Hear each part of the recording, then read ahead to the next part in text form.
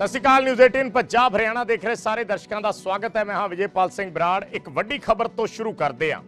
एक देश एक चोण, इसते एक कमेटी का गठन कर दिता गया है। केंद्र सरकार ने कमेटी बना दी है। साबका राष्ट्रपति रामनाथ कोविंद की प्रधानगी के हेठ एक कमेटी काम करेगी, कानूनी पहलुओं पर गौर करेगी। केंद्र ने 18 सितंबर तो स्पैशल सैशन सद्या होया है और इस स्पैशल सैशन दे विच एक देश एक चोण बिल लियाउण दी चर्चा हो रही है। यानी अगर केंद्र सरकार ये बिल ले आउंदी है और इस बिल नूं पास कर दिता जाता है लोक सभा ते राज सभा दे विच, तां फिर देश दे विच एक इलैक्शन एक देश एक इलैक्शन की तैयारी जिहड़ी है वो शुरू हो जाएगी। यानी कुछ सरकारां ऐसियां होणगियां सूबियां दा जिन्हां दा टेन्योर बचिया है उस समय तो पहलां भंग हो सकदियां ने, कुछ दा समा वधाया भी जा सकता है। इस तरीके नाल जिहड़ा है वो एक देश एक इलैक्शन वाल देश अगे वध सकता है, क्योंकि 2024 दियां चोणां आ रहीआं ने। कि सवाल सब तो वड्डा यह है कि 2024 दियां लोक सभा चोणां दे नाल सारियां विधान सभा दियां चोणां इकट्ठियां हो सकदियां ने। जिहड़ी कमेटी बनाई गई है इस कमेटी इन्हां ही पहलुआं ते जिहड़ा है वो विचार चर्चा करेगी तो फिर उस तो बाद अपनी रिकमेंडेशन देगी। 18 सितंबर तो लैके 22 सितंबर तक स्पैशल सैशन सरकार वालों सद्या गया, जिसनों देख के लगता है कि इस दे विच ये बिल लियांदा जाना है, क्योंकि नहीं तो अगे दिसंबर दे विच विंटर सैशन आ रहा सी, उस वेले भी सरकार इस ते विचार चर्चा कर सकती सी। पर जिस तरीके नाल ये स्पैशल सैशन सद्या गया तो ये बहुत सारियां क्या सराइयां नूं जन्म दे रहा।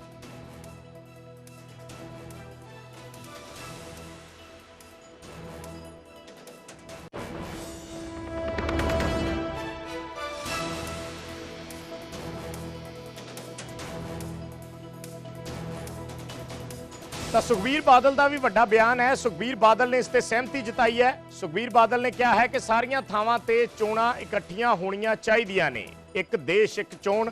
उन्होंने इस पर सहमति जताई है और सुखबीर बादल ने कहा कि वो इस दे हक च ने।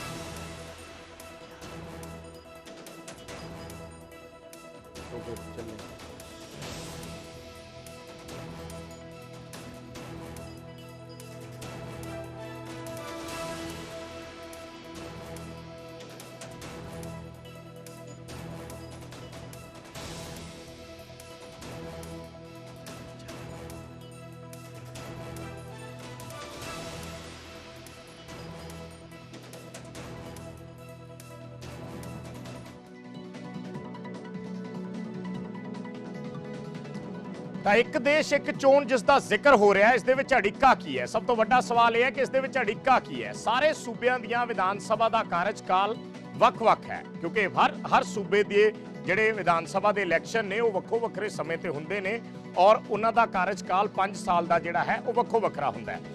हर सरकार 5 साल चले इसकी कोई गारंटी नहीं है। कोई सरकार समय तो पहला डिग गई तो फिर की होएगा, ये भी सवाल है। यानी जे किसी सरकार का लोक सभा वेले 2.5 साल का टेन्योर पिया है, मसलन जे पंजाब का असीं जिक्र करिए तो पंजाब के करीब मिड दे विच आउंदियां ने, उस तो बाद 2.5 साल का कार्यकाल पिया हुंदा है, क्योंकि पंजाब दीयां चोणां हुण 2027 दे विच ने, 22 दे विच सरकार बनी है। सो हले 2 साल का टेन्योर होएगा जिस वेले लोक सभा चोणां आ जाणगियां। जे उस दे नाल ये चोणां विधान सभा दीयां भी हो जांदियां तो फिर 2.5 साल का कार्यकाल पंजाब सरकार का जाएगा। इस तरीके नाल बहुत सारे सूबे ने जिन्हां दा लोक सभा तो पहला कार्यकाल पूरा हो जाता है, उन्होंने कुछ महीने वध मिल सकते हैं। किसी का साल का फर्क है, किसी का 1.5 साल का फर्क है, किसी का 2, 2.5, 3। इस तरीके नाल हर सूबे का जिहड़ा कार्यकाल है वो वक्खो वखरा है। कोई सरकार समय तो पहला चोणां की सिफारिश कर दिंदी है तां की होएगा। सो एक देश एक चोण सरकार का मकसद यह है कि पैसे की बर्बादी बंद होवे, क्योंकि वख-वख सूबियां दे जदों इलैक्शन कराए जाते हैं तां फिर पैसा उन्ना ही ज्यादा खर्च होंदा है। नीतिगत फैसलों के तेजी आएगी, ये सरकार मन रही है। वार वार चोणां नाल उन्हां कहा कि काम रुक जाते हैं। संघी ढांचे के विरोधी जिहड़े कह रहे हैं कि यह संघी ढांचे के खिलाफ है ਔਰ ਵਿਧਾਨ ਸਭਾਵਾਂ ਦਾ ਕਾਰਜਕਾਲ ਜਿਹੜਾ ਹੈ ਉਹ ਅਲੱਗ-ਅਲੱਗ ਹੈ। ਸੋ ਸਰਕਾਰ ਦੀ ਵਿਰੋਧੀ ਧਿਰਾਂ ਨੇ ਇਸ ਨੂੰ ਸਰਕਾਰ ਦੀ ਬੌਖਲਾਹਟ ਵਾਲਾ ਕਦਮ ਦੱਸਿਆ ਹੈ, ਖਾਸ ਕਰਕੇ ਉਹ ਵਿਰੋਧੀ ਧਿਰਾਂ ਜਿਹੜੀਆਂ ਇੰਡੀਆ ਗੱਠਜੋੜ ਦਾ ਹਿੱਸਾ ਨੇ। ਪਰ ਕਈ ਦਲ ਐਸੇ ਨੇ ਜਿਹੜੇ ਇਸ ਫੈਸਲੇ ਨੂੰ ਸਹੀ ਕਰਾਰ ਦੇ ਰਹੇ ਨੇ। ਸ਼੍ਰੋਮਣੀ ਅਕਾਲੀ ਦਲ ਨੇ ਕਿਹਾ ਹੈ ਕਿ ਇਹ ਫੈਸਲਾ ਠੀਕ ਹੈ। ਸੁਖਬੀਰ ਬਾਦਲ ਜਿਹੜੇ ਸ਼੍ਰੋਮਣੀ ਅਕਾਲੀ ਦਲ ਦੇ ਪ੍ਰਧਾਨ ਨੇ, ਉਹਨਾਂ ਨੇ ਇਸ ਫੈਸਲੇ ਤੇ ਸਹਿਮਤੀ ਜਤਾਈ ਹੈ ਔਰ ਉਹਨਾਂ ਕਿਹਾ ਕਿ ਇਹ ਚੀਜ਼ ਹੋਣੀ ਚਾਹੀਦੀ ਹੈ। ਕੀ ਕੁਝ ਕਿਹਾ ਸੁਖਬੀਰ ਬਾਦਲ ਨੇ, ਸੁਣ ਲੈਂਦੇ ਹਾਂ। ਮੈਂ ਤਾਂ ਸਹੀ ਮੈਨੇ ਤੇ ਸਾਡੀ ਪਾਰਟੀ ਤੇ ਮੈਂ ਇਹਦੇ ਹੱਕ ਚ ਹਰ ਦੂਜੇ ਦਿਨ ਇਲੈਕਸ਼ਨ ਹੋ ਜਾਂਦੇ ਆ। ਇੱਕ ਪਾਰਲੀਮੈਂਟ ਤੇ ਐਮਐਲਏ ਇਲੈਕਸ਼ਨ ਇੱਕ ਟਾਈਮ ਹੋਣੀ ਚਾਹੀਦੀ ਹੈ। ਘੱਟ ਘੱਟ 5 ਸਾਲ ਕੋਈ ਇਲੈਕਸ਼ਨ ਨਾ ਹੋਏ। ਕੀ ਹੁੰਦਾ ਹੈ, ਇੱਕ ਸੂਬੇ ਤੇ ਦੂਜੇ ਪਾਰਟੀਆਂ ਚੱਲ ਪੈਂਦੀਆਂ, ਉਹਦੇ ਬਾਅਦ ਦੂਜੇ ਸੂਬੇ ਚੱਲ ਪੈਂਦੇ ਆ। ਹੁਣ ਮੁੱਖ ਮੰਤਰੀ ਪੰਜਾਬ ਦਾ ਤੁਰਿਆ ਫਿਰਦਾ ਮਹਾਰਾਸ਼ਟਰ, ਕਿਉਂ? ਇਲੈਕਸ਼ਨ ਕਰਕੇ ਉਹਨੂੰ ਪਾਰਟੀ ਨੂੰ ਜਿਤਾਉਣ ਵਾਸਤੇ। ਇੱਕ nation one election one nation ਬਹੁਤ ਵਧੀਆ ਗੱਲ ਹੈ ਤੇ ਪੂਰੇ ਦੇਸ਼ ਵਿੱਚ ਸਹਿਮਤੀ ਹੋਣੀ ਚਾਹੀਦੀ ਹੈ। ਮੈਂ ਤਾਂ ਸਹੀ ਮੈਨੇ ਤੇ ਸਾਡੀ ਪਾਰਟੀ ਤੇ ਮੈਂ ਇਹਦੇ ਹੱਕ ਚ ਹਰ ਦੂਜੇ ਦਿਨ ਇਲੈਕਸ਼ਨ ਹੋ ਜਾਂਦੇ ਆ। ਇੱਕ ਪਾਰਲੀਮੈਂਟ ਤੇ ਐਮਐਲਏ ਇਲੈਕਸ਼ਨ ਇੱਕ ਟਾਈਮ ਹੋਣੀ ਚਾਹੀਦੀ ਹੈ। ਘੱਟ ਘੱਟ 5 ਸਾਲ ਕੋਈ ਇਲੈਕਸ਼ਨ ਨਾ ਹੋਏ। ਕੀ ਹੁੰਦਾ ਹੈ, ਇੱਕ ਸੂਬੇ ਤੇ ਦੂਜੇ ਪਾਰਟੀਆਂ ਚੱਲ ਪੈਂਦੀਆਂ, ਉਹਦੇ ਬਾਅਦ ਦੂਜੇ ਸੂਬੇ ਚੱਲ ਪੈਂਦੇ ਆ। ਹੁਣ ਮੁੱਖ ਮੰਤਰੀ ਪੰਜਾਬ ਦਾ ਤੁਰਿਆ ਫਿਰਦਾ ਮਹਾਰਾਸ਼ਟਰ, ਕਿਉਂ? ਇਲੈਕਸ਼ਨ ਕਰਕੇ ਉਹਨੂੰ ਪਾਰਟੀ ਨੂੰ ਜਿਤਾਉਣ ਵਾਸਤੇ। ਇੱਕ nation one election one nation ਬਹੁਤ ਵਧੀਆ ਗੱਲ ਹੈ ਤੇ ਪੂਰੇ ਦੇਸ਼ ਵਿੱਚ ਸਹਿਮਤੀ ਹੋਣੀ ਚਾਹੀਦੀ ਹੈ। ਤਾਂ ਸੁਖਬੀਰ ਬਾਦਲ ਨੇ ਸਿੱਧਾ ਕਿਹਾ ਕਿ ਵਨ ਨੇਸ਼ਨ ਵਨ ਇਲੈਕਸ਼ਨ ਇਹ ਹੋਣਾ ਚਾਹੀਦਾ ਔਰ ਪੂਰੇ ਦੇਸ਼ ਦੇ ਵਿੱਚ ਇਸ ਦੀ ਸਹਿਮਤੀ ਬਣੇ, ਜਦਕਿ ਕਈ ਵਿਰੋਧੀ ਧਿਰਾਂ ਇਸ ਨੂੰ ਕੇਂਦਰ ਸਰਕਾਰ ਦਾ ਬੌਖਲਾਹਟ ਵਾਲਾ ਕਦਮ ਦੱਸ ਰਹੀਆਂ ਨੇ। ਵਿਧਾਨ ਸਭਾਵਾਂ ਦਾ ਕਾਰਜਕਾਲ ਕਿਉਂਕਿ ਅਲੱਗ-ਅਲੱਗ ਹੈ, ਇਸ ਕਰਕੇ ਉਹ ਧਿਰਾਂ ਨਹੀਂ ਚਾਹੁੰਦੀਆਂ ਕਿ ਇੱਕ ਦੇਸ਼ ਇੱਕ ਇਲੈਕਸ਼ਨ ਹੋਵੇ। ਡਾਕਟਰ ਦਲਜੀਤ ਸਿੰਘ ਚੀਮਾ ਜੁੜੇ ਨੇ ਸਾਡੇ ਨਾਲ ਸ਼੍ਰੋਮਣੀ ਅਕਾਲੀ ਦਲ ਤੋਂ। ਡਾਕਟਰ ਸਾਹਿਬ, ਕਿਸ ਤਰੀਕੇ ਨਾਲ ਦੇਖਦੇ ਹੋ? ਹਾਲਾਂਕਿ ਹਾਲੇ ਚਰਚਾ ਹੈ, ਇੱਕ ਸਪੈਸ਼ਲ ਸੈਸ਼ਨ ਕੇਂਦਰ ਸਰਕਾਰ ਨੇ ਸੱਦਿਆ ਹੈ, ਉਸ ਤੋਂ ਪਹਿਲਾਂ ਕਮੇਟੀ ਬਣ ਗਈ ਹੈ। ਤੁਸੀਂ ਕਿਸ ਲਿਹਾਜ਼ ਨਾਲ ਦੇਖਦੇ ਹੋ? ਸੁਖਬੀਰ ਬਾਦਲ ਹੋਰਾਂ ਦਾ ਅਸੀਂ ਹੁਣੇ ਬਿਆਨ ਸੁਣ ਰਹੇ ਸੀ, ਉਹਨਾਂ ਨੇ ਕਿਹਾ ਕਿ ਬਿਲਕੁਲ ਇਹ ਹੋਣਾ ਚਾਹੀਦਾ ਹੈ। ਅਕਾਲੀ ਦਲ ਇਹ ਗੱਲ ਕਹਿ ਰਿਹਾ। ਦੇਖੋ, ਗੱਲ ਇਹ ਹੈ 2018 ਦੇ ਵਿੱਚ ਵਿਜੇ ਜੀ ਇੱਕ ਵਾਰੀ ਚੋਣ ਜਿਹੜਾ ਹੈਗਾ ਲਾ ਕਮਿਸ਼ਨ ਉਹਨੇ ਪਾਰਟੀਆਂ ਦੇ ਵਿਚਾਰ ਇਹਦੇ ਤੇ ਮੰਗੇ ਸੀ ਜੀ, ਔਰ ਅਸੀਂ ਲਿਖਤੀ ਤੌਰ ਦੇ ਉੱਤੇ ਵਿਸਤਾਰ ਦੇ ਵਿੱਚ ਇਹਦਾ ਸਮਰਥਨ ਕੀਤਾ ਸੀ। ਠੀਕ ਹੈ। ਹੁਣ ਵੀ 2023 ਦੇ ਵਿੱਚ ਲਾ ਕਮਿਸ਼ਨ ਨੇ ਜਨਵਰੀ ਦੇ ਵਿੱਚ ਦੁਬਾਰਾ ਸਾਰੀਆਂ ਪੋਲੀਟੀਕਲ ਪਾਰਟੀਆਂ ਦੀ ਰਾਏ ਮੰਗੀ ਸੀ। ਉਦੋਂ ਵੀ ਅਸੀਂ ਆਪਣੀ ਪੁਰਾਣੀ ਜਿਹੜੀ ਰਾਏ ਆ ਉਹਨੂੰ ਦੁਹਰਾਇਆ ਸੀ, ਕਿਉਂਕਿ ਇਹ ਜਿਹੜੀ ਚੀਜ਼ ਹੈਗੀ ਆ ਇਹ ਦੇਸ਼ ਦੇ ਹਿੱਤ ਦੇ ਵਿੱਚ ਔਰ ਇਹਦੇ ਵਿੱਚ ਵੱਡਾ ਲੌਜਿਕ ਹੈ। ਪਹਿਲਾਂ ਹੁੰਦੀਆਂ ਸੀ ਇਕੱਠੀਆਂ ਹੀ, ਬਾਅਦ ਦੇ ਵਿੱਚ ਕੁਝ ਸਟੇਟ ਗਵਰਨਮੈਂਟਾਂ ਟੁੱਟ ਜਾਣ ਕਰਕੇ ਸਰਕਲ ਜਿਹੜਾ ਡਿਸਟਰਬ ਹੋ ਗਿਆ। ਇੱਕ ਤਾਂ ਇਹ ਕਿ ਸਭ ਤੋਂ ਵੱਡੀ ਗੱਲ ਹੈ ਕਿ ਬਹੁਤ ਵੱਡਾ ਖਰਚਾ ਹੁੰਦਾ ਜਿਹੜਾ ਦੇਸ਼ ਦੀ ਪਾਰਲੀਮੈਂਟ ਇਲੈਕਸ਼ਨ ਕਰਾਉਣ ਦਾ ਵੀ ਜੀ ਔਰ ਉਨਾ ਹੀ ਵੱਡਾ ਖਰਚਾ ਹੁੰਦਾ ਬਾਅਦ ਦੇ ਵਿੱਚ ਸਟੇਟਾਂ ਦੀ ਇਲੈਕਸ਼ਨ ਕਰਾਉਣ ਦਾ।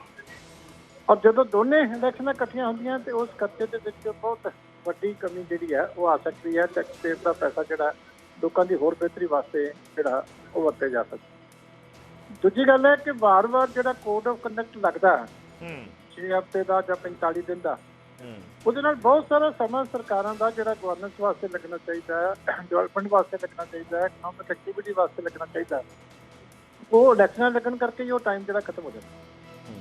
ਔਰ ਇਹ ਵੀ ਬੜਾ ਵੱਡਾ ਮੈਂ ਸਮਝਦਾ ਕਿ ਨੈਸ਼ਨਲ ਜਿਹੜਾ ਉਹ ਲਾਸ ਹੁੰਦਾ। ਤੀਜੀ ਗੱਲ ਹੈ ਕਿ ਹਰ ਇਲੈਕਸ਼ਨ ਜਿਹੜੀ ਹੈ ਉਹਦੇ 'ਚ ਕੁਛ ਨਾ ਕੁਛ ਕੜੱਤਣ ਵੀ ਪੈਦਾ ਹੁੰਦੀ ਹੈ, ਕੁਛ ਸਮਾਜਿਕ ਤਣਾਅ ਵੀ ਹੁੰਦਾ ਜੀ। ਇਸ ਕਰਕੇ ਜਿੰਨੀਆਂ ਇਲੈਕਸ਼ਨਾਂ ਘੱਟ ਹੋਣਗੀਆਂ ਤੇ ਉਨਾ ਹੀ ਇਹ ਜਿਹੜਾ ਸਾਡਾ ਸਮਾਜ ਆ ਉਹ ਜ਼ਿਆਦਾ ਉਹਦੇ 'ਚ ਇਹ ਚੀਜ਼ਾਂ ਘਟਣਗੀਆਂ। ਇਹ ਵੀ ਸਮੇਂ ਦੇ ਨਾਲ ਡੇ ਬਾਈ ਡੇ ਤਣਾਅ। ਪਰ ਚੀਮਾ ਸਾਹਿਬ, ਕਈ ਸਰਕਾਰਾਂ ਐਸੀਆਂ ਨੇ, ਕਿਸੇ ਦਾ 2.5 ਸਾਲ ਦਾ ਟੈਨਿਓਰ ਪਿਆ, ਕਿਸੇ ਦਾ 3 ਸਾਲ ਦਾ ਪਿਆ, ਕਿਸੇ ਦਾ 2 ਸਾਲ 1.5 ਸਾਲ, ਤਾਂ ਉਹ ਸੂਬੇ ਕਿਵੇਂ ਐਗਰੀ ਹੋਣਗੇ ਜਿਨ੍ਹਾਂ ਨੂੰ ਐ ਲੱਗਦਾ ਕਿ ਸਾਡਾ ਇਹ ਹੈ ਕਿ ਇਹਦੇ ਵਿੱਚ ਕਈ ਚੀਜ਼ਾਂ ਹਾਲੇ ਜਿਹੜੀਆਂ ਮਿਲ ਬੈਠ ਕੇ ਸਾਰੀਆਂ ਪਾਰਟੀਆਂ ਨੂੰ ਜਦੋਂ ਮੈਥਡੋਲੋਜੀ ਦੀ ਕੱਢੀ ਜਾਏਗੀ। ਇੱਕ ਹੈ ਕਿ ਸਿਧਾਂਤਕ ਸਹਿਮਤੀ, ਉਹ ਤਾਂ ਅਸੀਂ ਸਹਿਮਤ ਤੱਕ ਹੋਣੀ ਚਾਹੀਦੀ। ਦੂਜੀ ਗੱਲ ਹੈ ਕਿ ਕਰਨਾ ਕਿਸ ਤਰ੍ਹਾਂ ਹੈ, ਸਾਰਾ ਇੱਕ ਵਾਰੀ ਕਰਨਾ, 2 ਫੇਜ਼ਾਂ 'ਚ ਕਰਨਾ, 3 ਫੇਜ਼ਾਂ 'ਚ ਕਰਨਾ। ਉਹਦੇ ਤੇ ਸਾਰੇ ਜਿਹੜੇ ਹੈਗੇ ਆ ਸਟੇਕ ਹੋਲਡਰ, ਸਾਰੇ ਐਕਸਪਰਟ, ਸਾਰੇ ਨੂੰ ਬਿਠਾ ਕੇ ਤੇ ਆਪਣੀ ਰਾਏ ਜਿਹੜੀ ਆ ਉਹ ਕਰਨੀ ਚਾਹੀਦੀ ਹੈ, ਕਿਉਂਕਿ ਇਹ ਸਮੱਸਿਆ ਅੱਗੋਂ ਵੀ ਨਾ ਆਵੇ। ਕਿਉਂਕਿ ਜੇ ਅੱਗੋਂ ਕੋਈ ਹੰਗ ਅਸੈਂਬਲੀ ਆ ਗਈ ਜਾਂ ਕੋਈ ਮਾਈਨੋਰਟੀ ਦੇ ਵਿੱਚ ਗਵਰਨਮੈਂਟ ਚਲੇ ਗਈ, ਉਹਦੇ 'ਚ ਵੀ ਅਸੀਂ ਸੁਜੈਸ਼ਨ ਦਿੱਤਾ ਸੀ ਕਿ ਜੇ ਕਿਤੇ ਇਹੋ ਜਿਹੀ ਸਟੇਟ ਦੇ ਵਿੱਚ ਦੁਬਾਰਾ ਕਿਸੇ ਸਟੇਟ ਦੀ ਇਲੈਕਸ਼ਨ ਕਰਾਉਣੀ ਪਵੇ ਤਾਂ ਰਿਮੇਨਿੰਗ ਪੀਰੀਅਡ ਵਾਸਤੇ ਹੋਵੇ। ਇਹ ਨਾ ਹੋਵੇ ਕਿ ਦੁਬਾਰਾ ਫਿਰ ਵਾਰ-ਵਾਰ ਸਾਈਕਲ ਡਿਸਟਰਬ ਹੋਵੇ। ਇਸੇ ਤਰ੍ਹਾਂ ਕਈ ਵਾਰੀ ਪਾਰਲੀਮੈਂਟ ਦੀ ਵੀ ਕਰਾਉਣੀ ਪੈ ਸਕਦੀ ਹੈ। ਪਿੱਛੇ ਜਿਹੜੀ ਥੋੜੇ ਰੁਤਬੇ ਬਾਅਦ ਵੀ ਪਾਰਲੀਮੈਂਟ ਦੀ ਇਲੈਕਸ਼ਨ ਹੁੰਦੀ ਰਹੀ ਹੈ ਤਾਂ ਉਹ ਵੀ ਫਿਰ ਮੈਨੇ ਪੀਰੀਅਡ ਵਾਸਤੇ ਹੀ ਹੋਵੇ, ਕਿਉਂਕਿ ਉਹਦੇ ਨਾਲ ਸਟੇਟਾਂ ਦਾ ਡਿਸਟਰਬ ਨਾ ਹੋਵੇ। ਇਸ ਕਰਕੇ ਚੀਜ਼ਾਂ ਹਜੇ ਕਾਫੀ ਨੇ ਜਿਹੜੀਆਂ ਪ੍ਰੈਕਟੀਕਲ ਡਿਫਿਕਲਟੀ ਹੁੰਦੀਆਂ ਨੇ, ਤੇ ਪੀਰੀਅਡ ਕਿਸੇ ਦਾ ਕੱਟ ਸ਼ਾਟ ਕਰਨਾ ਜਾਂ ਕਿਸੇ ਦਾ ਥੋੜਾ ਜਿਹਾ ਐਕਸਟੈਂਡ ਕਰਨਾ, ਇਹਦੇ ਵਾਸਤੇ ਸੰਵਿਧਾਨ ਦੇ ਵਿੱਚ ਅਮੈਂਡਮੈਂਟ ਵੀ ਕਰਨੀ ਪਏਗੀ। ਸੋ ਤੁਸੀਂ ਚੀਮਾ ਸਾਹਿਬ ਇਹ ਸਮਝਦੇ ਹੋ ਕਿ 2024 ਤੋਂ ਇਸ ਦੀ ਸ਼ੁਰੂਆਤ ਕੀਤੀ ਜਾਣੀ ਚਾਹੀਦੀ ਹੈ ਜਾਂ ਹੋ ਸਕਦੀ? ਹਾਂ, ਕੀਤੀ ਜਾਣੀ ਚਾਹੀਦੀ ਹੈ, ਹੋ ਸਕਦੀ ਹੈ, ਕਿਉਂਕਿ ਕਾਫੀ ਸਟੇਟਾਂ ਦੀਆਂ ਇਲੈਕਸ਼ਨਾਂ ਹੁਣ ਨੇੜੇ ਆ, 5 ਸਟੇਟਾਂ ਦੀਆਂ ਤਾਂ ਹੁਣ ਨੇੜੇ ਆ, ਤੇ ਹੋਰ ਵੀ ਇਹਦੇ ਆਸ-ਪਾਸ ਹੋ ਸਕਦੀਆਂ ਨੇ। ਇਸ ਕਰਕੇ ਕੋਈ ਉਹਨਾਂ ਨੂੰ ਫਿਰ ਆਬਵੀਅਸਲੀ ਹੋਲਡ ਕਰਨਾ ਪਏਗਾ, ਜੇ ਕਿਸੇ ਦੇ 6 ਮਹੀਨੇ ਜਾਂ 8 ਮਹੀਨੇ ਐਕਸਟੈਂਡ ਕਰਨਾ ਪਏਗਾ।